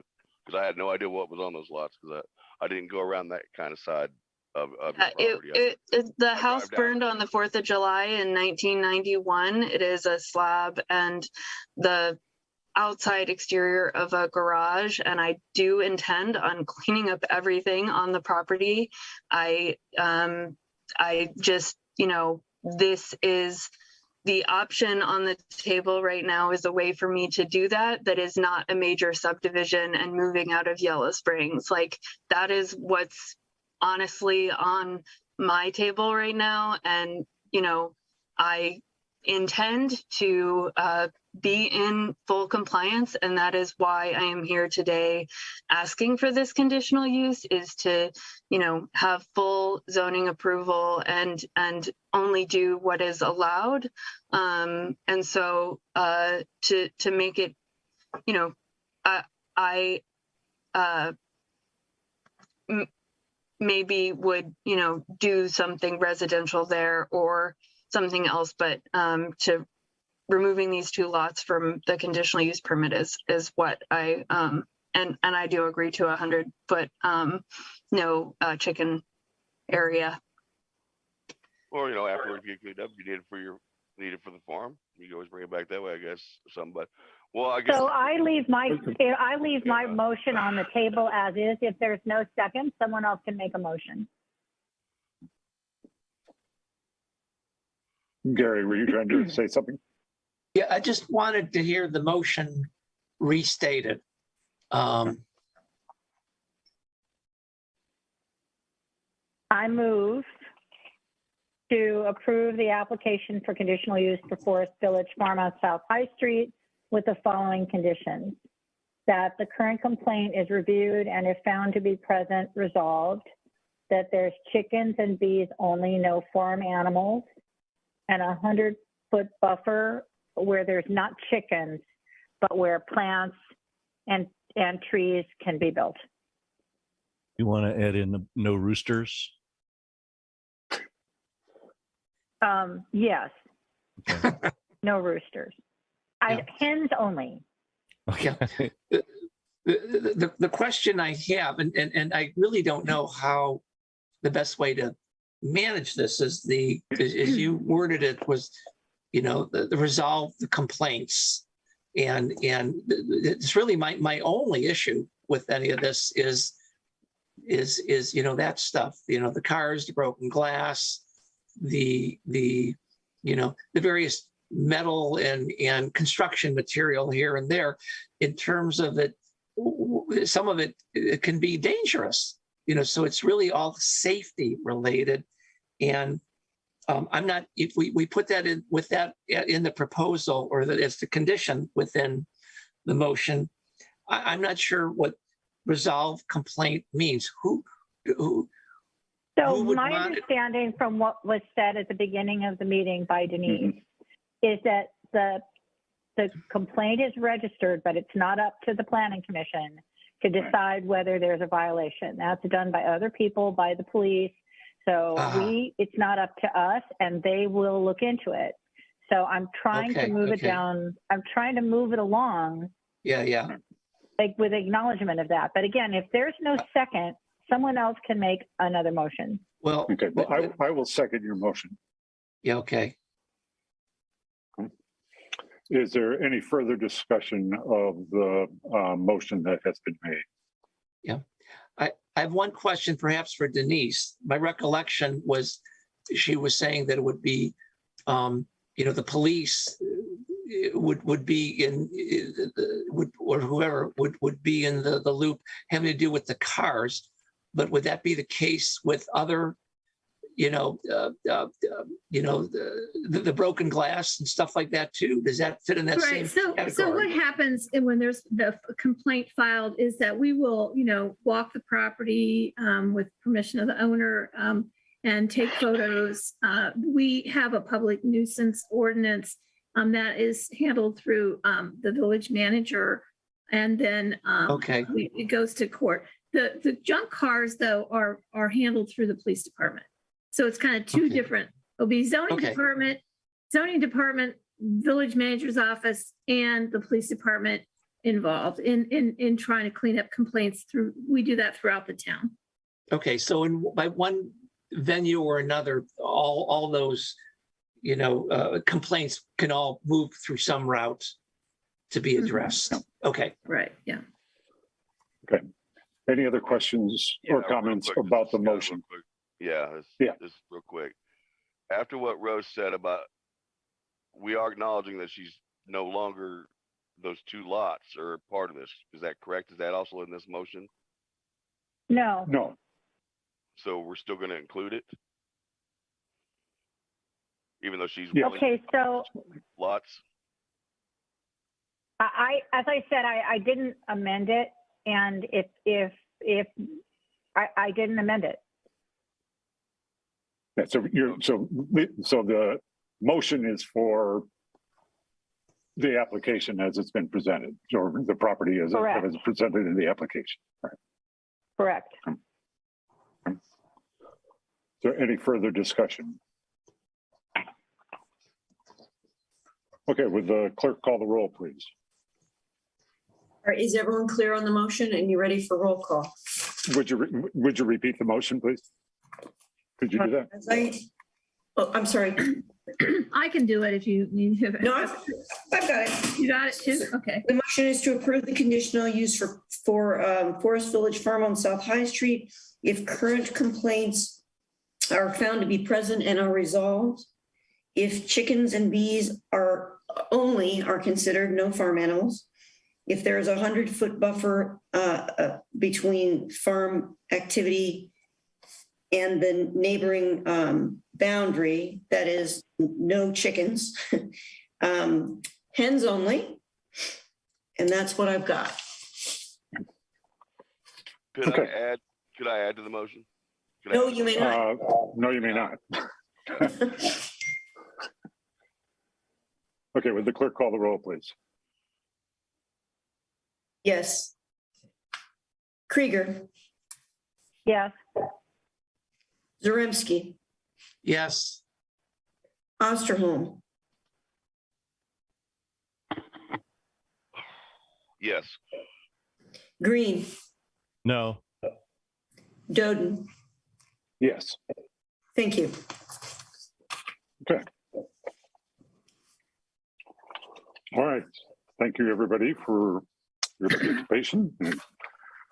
Interesting and complicated situation, but I'm confident. And with all the thank you, people Rose, that things will work out well. for all the work that you did, Rose. Thank you.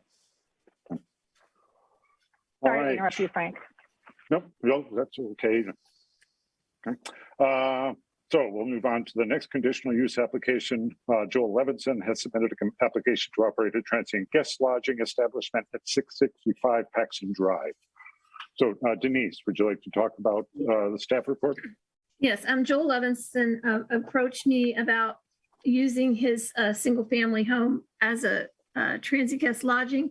The first thing I did was to check, we have some new regulations in the code, and one in particular was the 500-foot buffer, and his property line, closest property line to closest property line was over 500 feet, so he was eligible for this to apply. It is only allowed to be owner occupied, and we will, everything that I see indicates that it is owner occupied, and we will, as we go through the yearly registration application process, which is actually coming up now, will require some pieces of documentation to require proof of residency, and we'll do that for all of the current applicants that we are unsure about, that may or may not live here. So I did ask him, he didn't have any information as to how often. He has a remote job, so he's able to work remotely and was planning on doing some vacations. He indicated he would be using it about 10 to 20% of the year, which, is 36 to 72 days out of the year. That's for rentals, you mean? For rental, yes. Okay. 10 to 20% of the year, and obviously that averages out to 36 to 72 days. So there have been complaints from neighbors. I think some of the concern has to do with parking on the street and maybe in front of other people's houses. He has indicated that he has parking available on the property. Other questions that came up, we do have accessory dwelling units that have only allow for 2 adults. And but for houses, we don't have an occupancy limit for transit guest lodgings. I have talked to some of the neighbors who were concerned about whether or not this would be rented out to a lot of adults and can end up being a big party place. As I've advised them, you follow, if you have noise, you have a complaint from a neighbor, then you call the police, and then the police comes and addresses the noise issue. Whether or not, we don't have anything in the code right now that says, if this happens multiple times, it could be a reason to not re-register. Brianne can probably talk a little bit more about that. I know that there are some other factors,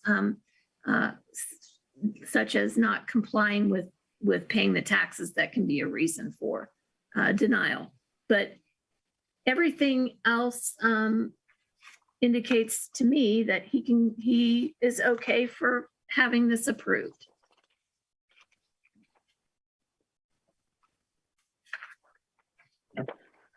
Do any members of the Planning Commission have any questions for Denise? Yes, Lisa.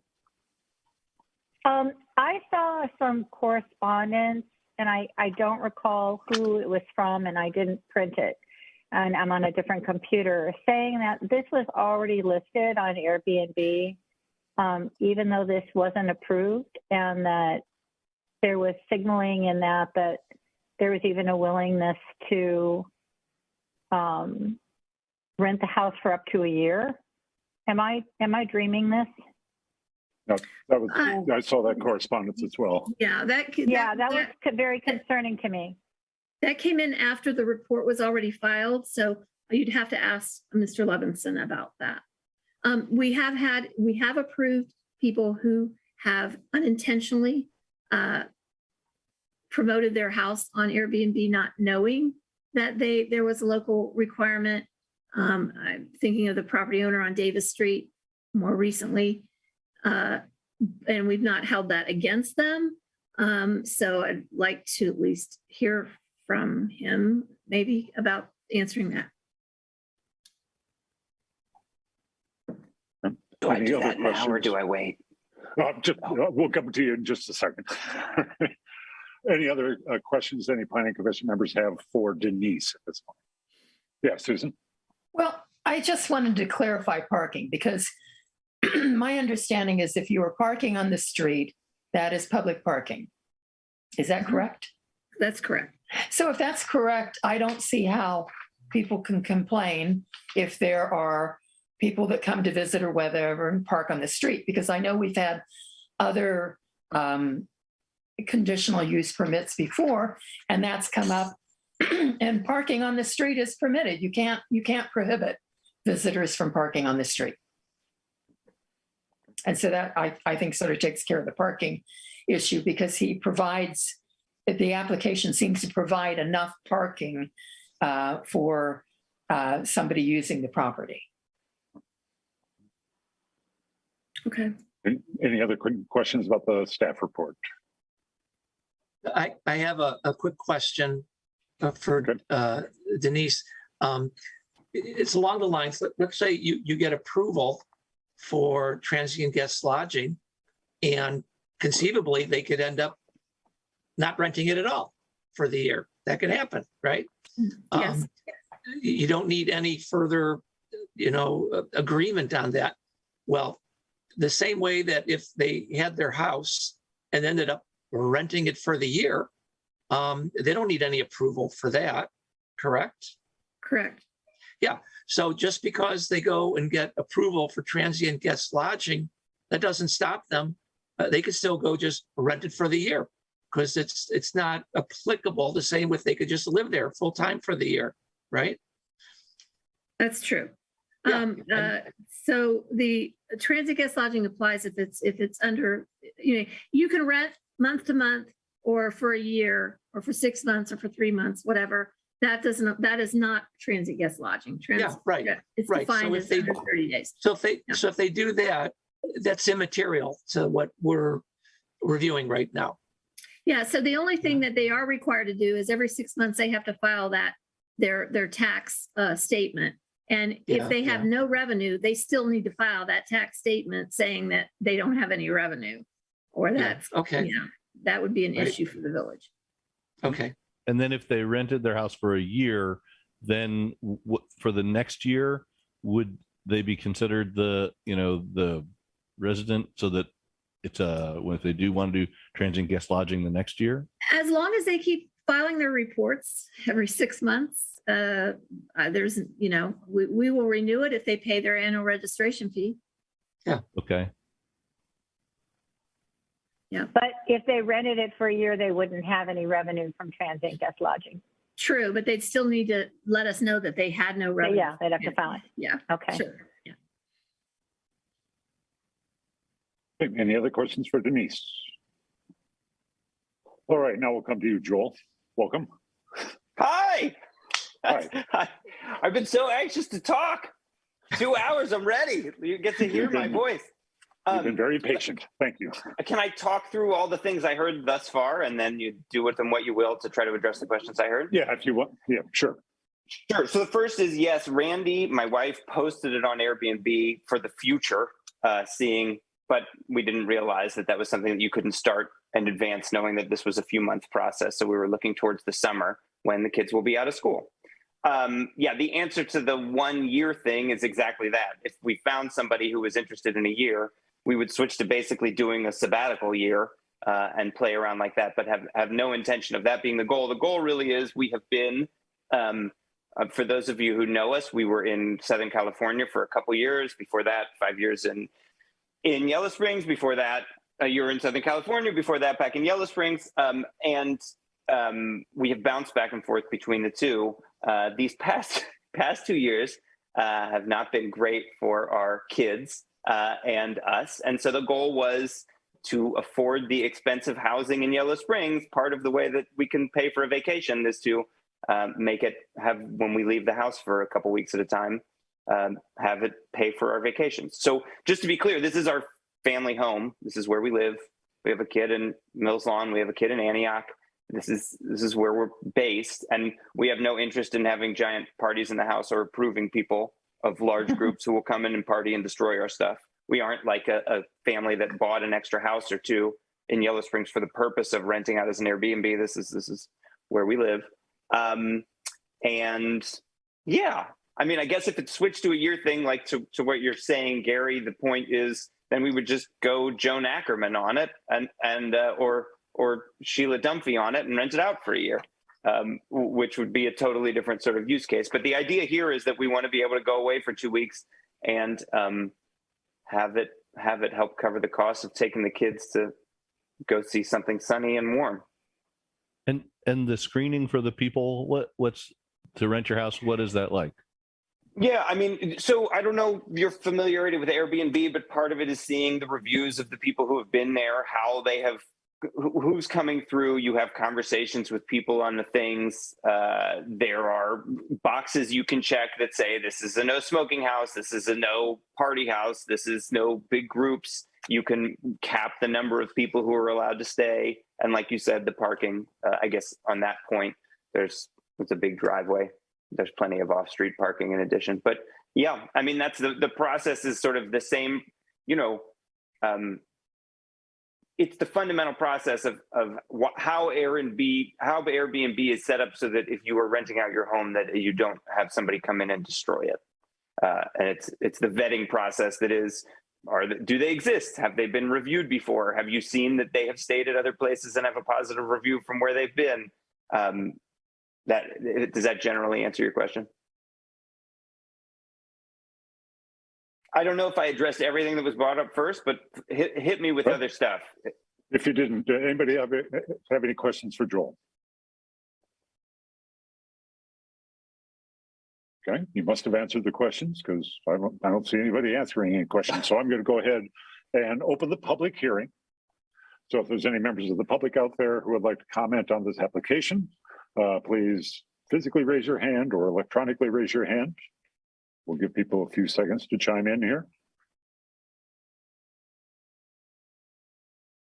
Are you seeing anything, Judy?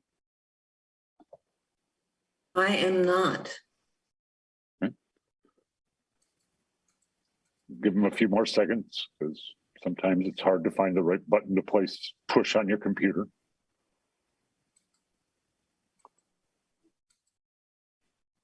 Anything? I think you're clear, Frank. Okay, well, since there's no public comments, we're going to go ahead and close the public hearing. Bring it back to Planning Commission. Do any members of Planning Commission have any questions or concerns at this point? I'd like to make a motion to approve it with the condition of the proof of address and the inspection by the Miami Township Fire Department. I'll second. Okay. And I'm sorry, Susan, did you mean proof of residency in the home? Yes, the owner's primary residence. Okay. Basically, your motion is includes the two conditions that were stated in the staff report. Yes. Yeah. Okay. And who seconded? Did somebody second that? I did. Okay. All right. Any discussion on the motion? Okay. Would the clerk call the roll, please? Yes, Greene. Yes. Stiles. Yes. Krieger. Yes. Zaremski. Yes. Doden. Yes. Thank you. Okay. Thank you very much. Thank you, Joel, for your patience with us tonight. Probably longer My pleasure. than Thanks, you Joel. expected, but okay. right. What are we up to now? We're done with the conditional uses. We're up to the text amendments, right? Yes, and the first one is Briean's, Okay. which is the addressing standards. Right. So you should have seen my one-page memo explaining that we're pulling this out of the utilities code and putting it in the standards code.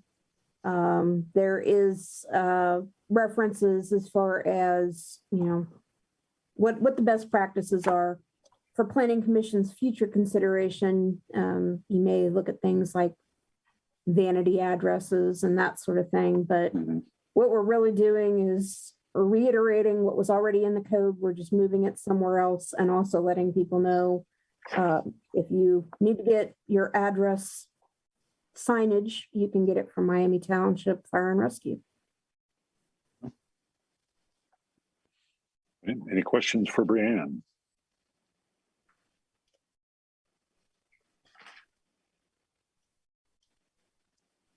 Okay.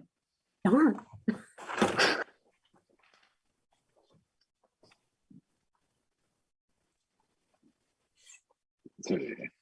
Open the public hearing. No, right, sorry. I'm getting sleepy. Okay, so we'll go ahead and open the public hearing on this. If there's any members of the public who would like to comment on repealing and replacing Chapter 1022, numbering of buildings, please raise your hand. Okay, not seeing anything. Are you seeing anything, Judy? I am not. Okay, I'll go ahead and close the public hearing, bring it back to Planning Commission. Would somebody like to make a motion? Well, I move that we repeal and replace Chapter 1022, numbering of buildings, to Chapter 204, official standards, moving the addressing of buildings to the Chapter 204, official standards, and update the language. I'll second that. I think Lisa seconded it first. Shucks, I'll get in sooner or later. Right. Okay, would the clerk call the roll, please? Yes, Zaremski. Yes. Stiles. Yes. Greene. Yes. Krieger. Yes. Doden. Yes. Thank you. And then the next one is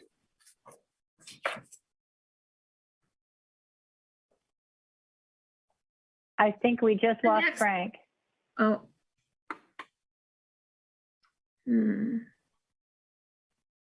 Well, I'll go ahead and just continue on until he reconnects. The next one is a change to the subdivision regulations regarding action on preliminary plats, and that is also Brianne. For part of it anyway. Yes. I'm sorry, that's the second time I've gotten bumped out of Zoom tonight. Well, Denise introduced this for you, so we're looking at the subdivision regulations. And primarily, we're looking at, as far as the text amendments go, as we previously discussed, we have this issue with RC 71109, the case law on that, and preliminary plats versus final plats. If we ask our applicants to basically acknowledge that it's going to take more than 30 days and agree to that, then we don't have a problem, because if they agree to it under the revised code, we're fine. The other thing we've got in here is the replats language, because we have, as Denise advised, with the uncommon lots, have had some issues where the utilities review was not done and it's created problems. So we're asking that if they're creating uncommon lots, doing replats, that they're getting verification from Public Works that we don't have lateral issues, electronic or electric wire issues, anything that might be a problem from an easement standpoint. So that's clarifying the language there for 1226.13D and 1226.13E. Brian, this isn't this. Did we change from the stuff we went over last month? The utility review is new. Okay. All right. It was just not addressed in our work session because she was referencing the ORC's 71109, which the utility review is something separate from that. Okay. And the other, yeah, and the final amendment is changing parkland dedication to park fees, and she'll pay a park fee in lieu of $500 per lot created for capital improvements to the nearest dedicated park. And this is for subdivisions of 5 lots or more. Then you go to 122607, which is parkland dedication. Which isn't changing. Right, which isn't changing. Okay. Okay, any additional questions for Denise or Brianne? Well, in 1226.02, under C, I think you forgot to cross out some words that you crossed it out, the same wording out earlier, but it's being, because there's a redundancy.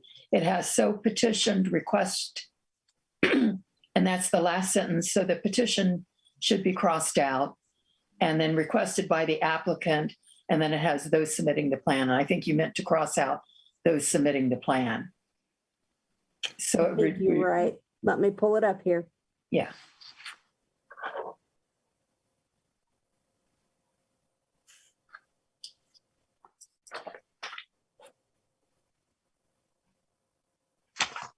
It's the last sentence on page 2, where okay, I see what you're talking about. Yeah. So last sentence on Exhibit A, page 2. Yes, the last sentence of C. Okay. Where you have so petitioned requested, and I think you meant to cross out petitioned. Oh, it's crossed out on mine. It's crossed out on mine, Susan. It is not crossed out on mine. So, okay, great. Okay. Yeah, the other one was crossed out on the earlier one on. Wait a minute, because on page 2, I have the sentence before that says, at its discretion, move to continuous deliberations on a given plat beyond the 30 days, if so petition requested by the applicant, those submitting the plat. Those submitting the plats crossed out on my copy. Okay, it's not on mine. Yeah, it's not on mine. It's on the exhibit A page where it starts 122602. Yeah. It's crossed out, but if you go into the next one, the whole thing of 1226, where it includes 01 and then 02, it's not crossed out as it is in the exhibit A. Oh, I see what you're saying. No. That was a good catch. I would have never caught that. I would not have either. Brianne, do you have it? Do you have it? It shows I read it. Yes.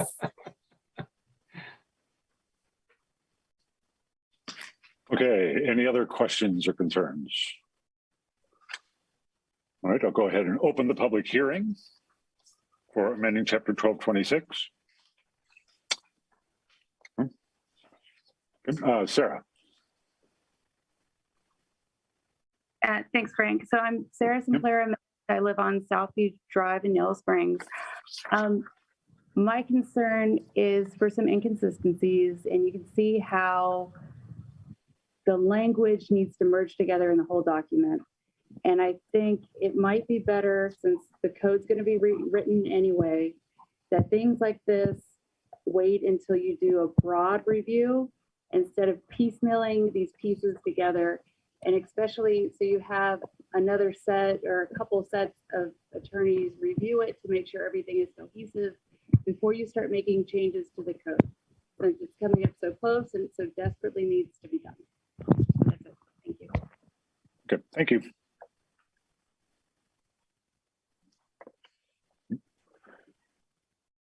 Any other public comments?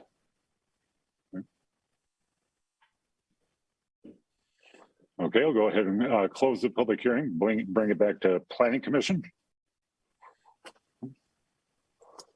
I just want to mention that I was at a workshop today. Actually, Scott Osterholm was there too. And it was about ORC 71109 and the changes that had been made. And it was interesting to hear that these changes happened right pre-COVID, like within a couple months, and it just, no one caught it. And I brought this up as a topic for our next roundtable, which they brought in an attorney today to talk about, and no one had caught this. And so one of the suggestions that Brianne had made earlier to me and was reinforced by the attorney today was that we put something, get something in writing when a major subdivision comes before us, that they waive that right to that 30 days deemed approved. And so that's what we are going to do.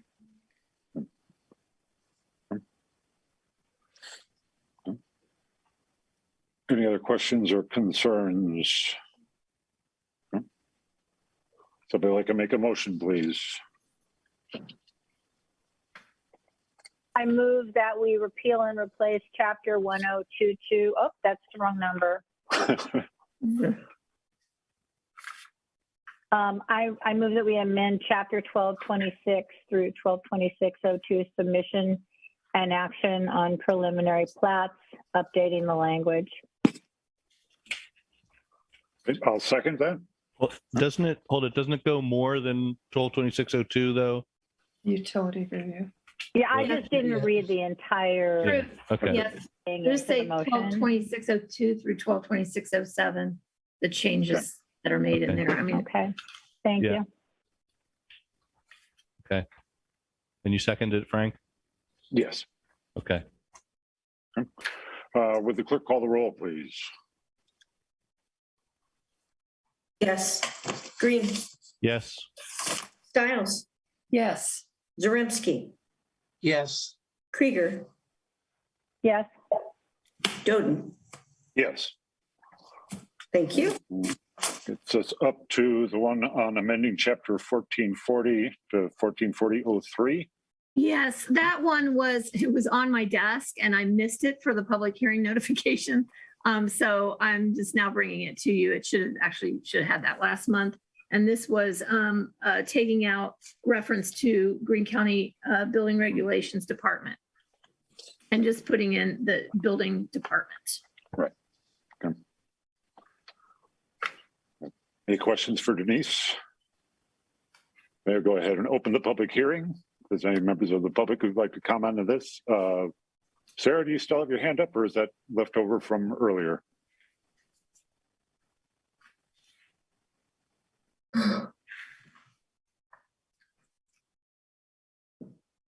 I'm going to assume that's residual. That's residual? Okay. A residual hand up. Okay. Okay. Anybody else in the public want to comment on this one? We'll go ahead and close the public hearing. Bring it back to Planning Commission. Any questions or ongoing concerns? Okay, I'll move that we amend chapter 1440 to 1440.03, basically removing references to Greene County building regulations as described by Denise. I second it. Okay. All right, and would the clerk call the roll, please? Yes. Krieger, Yes. Greene, Yes. Stiles, Yes. Zaremski, Yes. Doden. Yes. Thank you. All right. Okay, I don't see anything listed under old business. Do we have any old business? New business, selection of PC liaison to the Active Transportation Committee.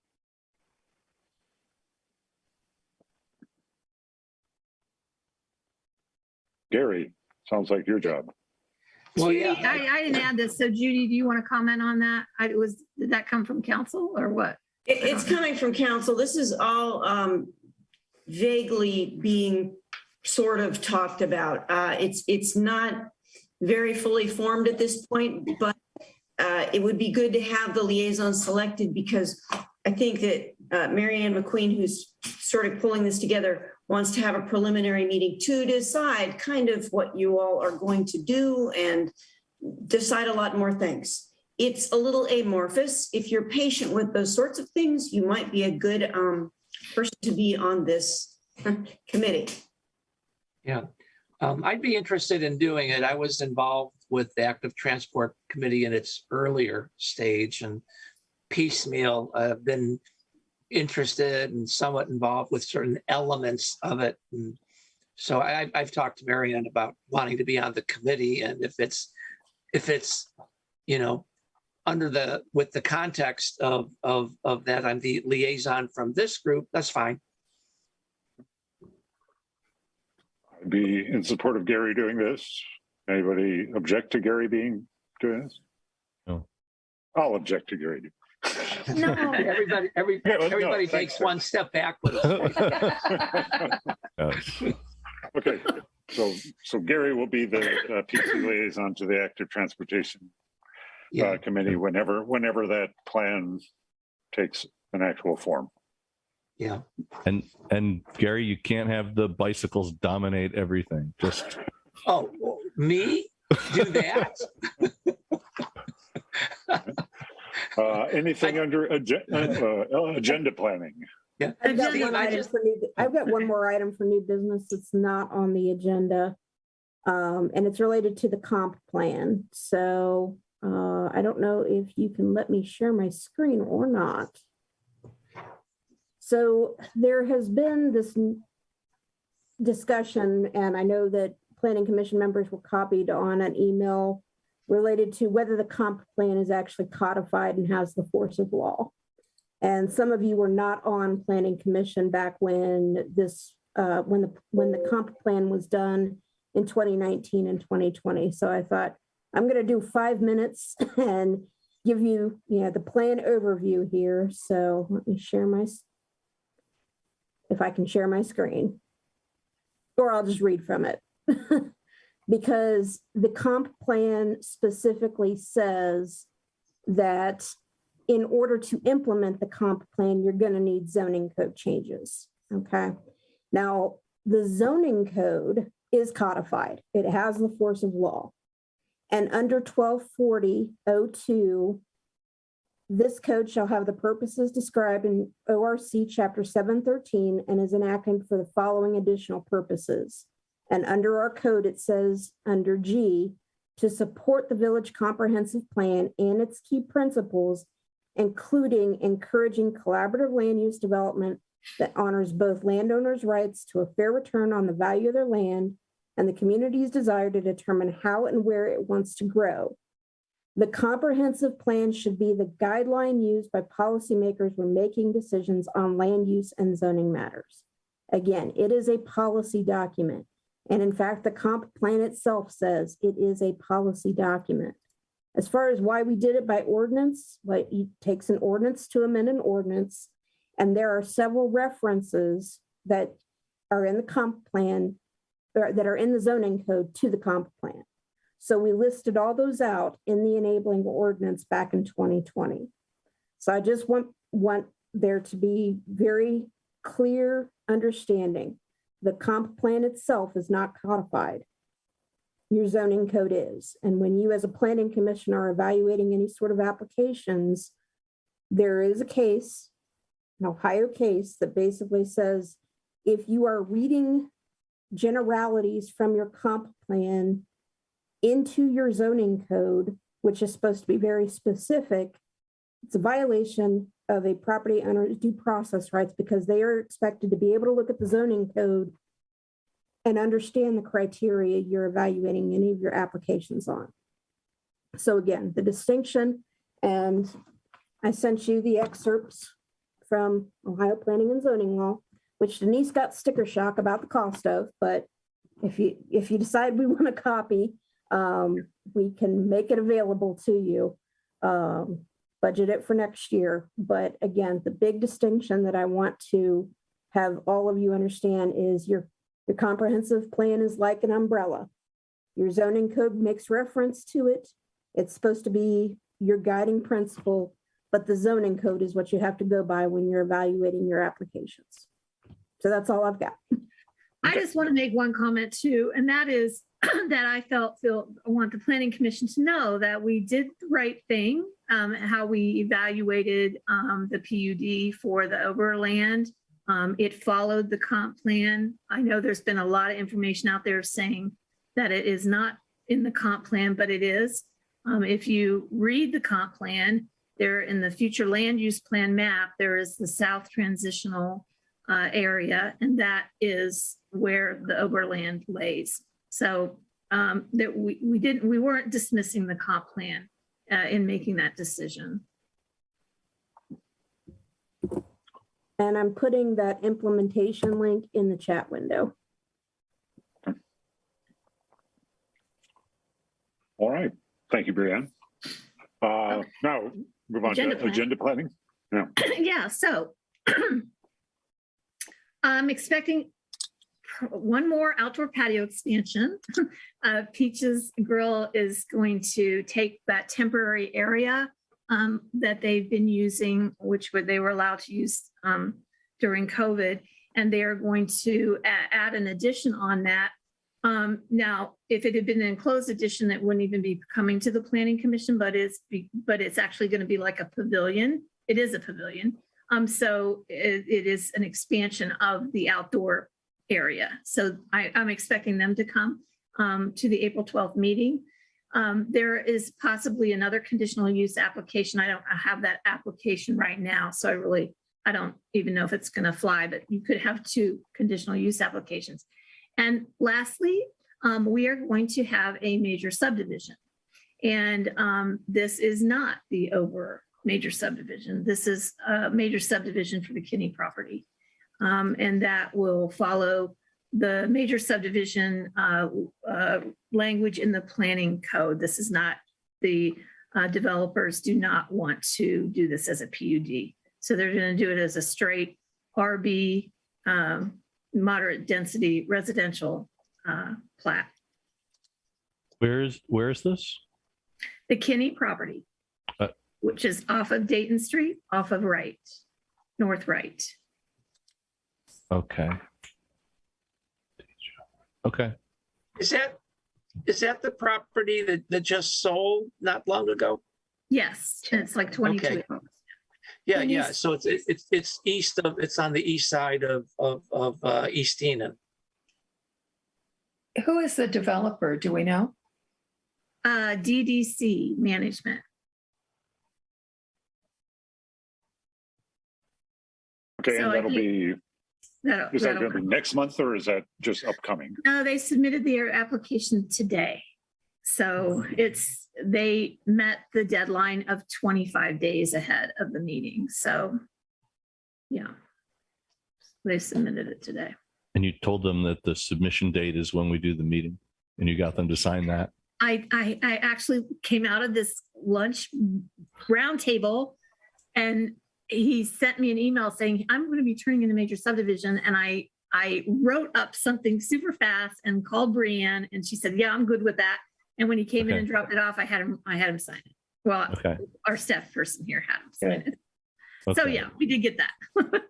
All right. He waived the 30 days. Okay. All right. I think that's it. Lovely. There's something in chat. Is there there's a message in chat? Is there? Oh, that was Brianne. That was Brianne. That's it. All right. So that's it. I was just going to say it was lovely to spend my birthday evening with all of you. Oh, happy birthday. Happy birthday, Frank. Happy birthday, man. Wow. I'm an old man. I would and say I'm old, and I'm sing, but singing doesn't work on Zoom. Yeah. Right. I'm even older now. So. Oh shoot. All right. Well. All right. Thank you very much for do we need a motion to end the meeting? We do, technically. Okay. I propose a motion to end the meeting. I'll second it. All right. All those opposed say aye. Aye. Okay. Aye. All right. Aye. Thank you, everyone. Good night, everyone. Good night. Good night. Happy birthday.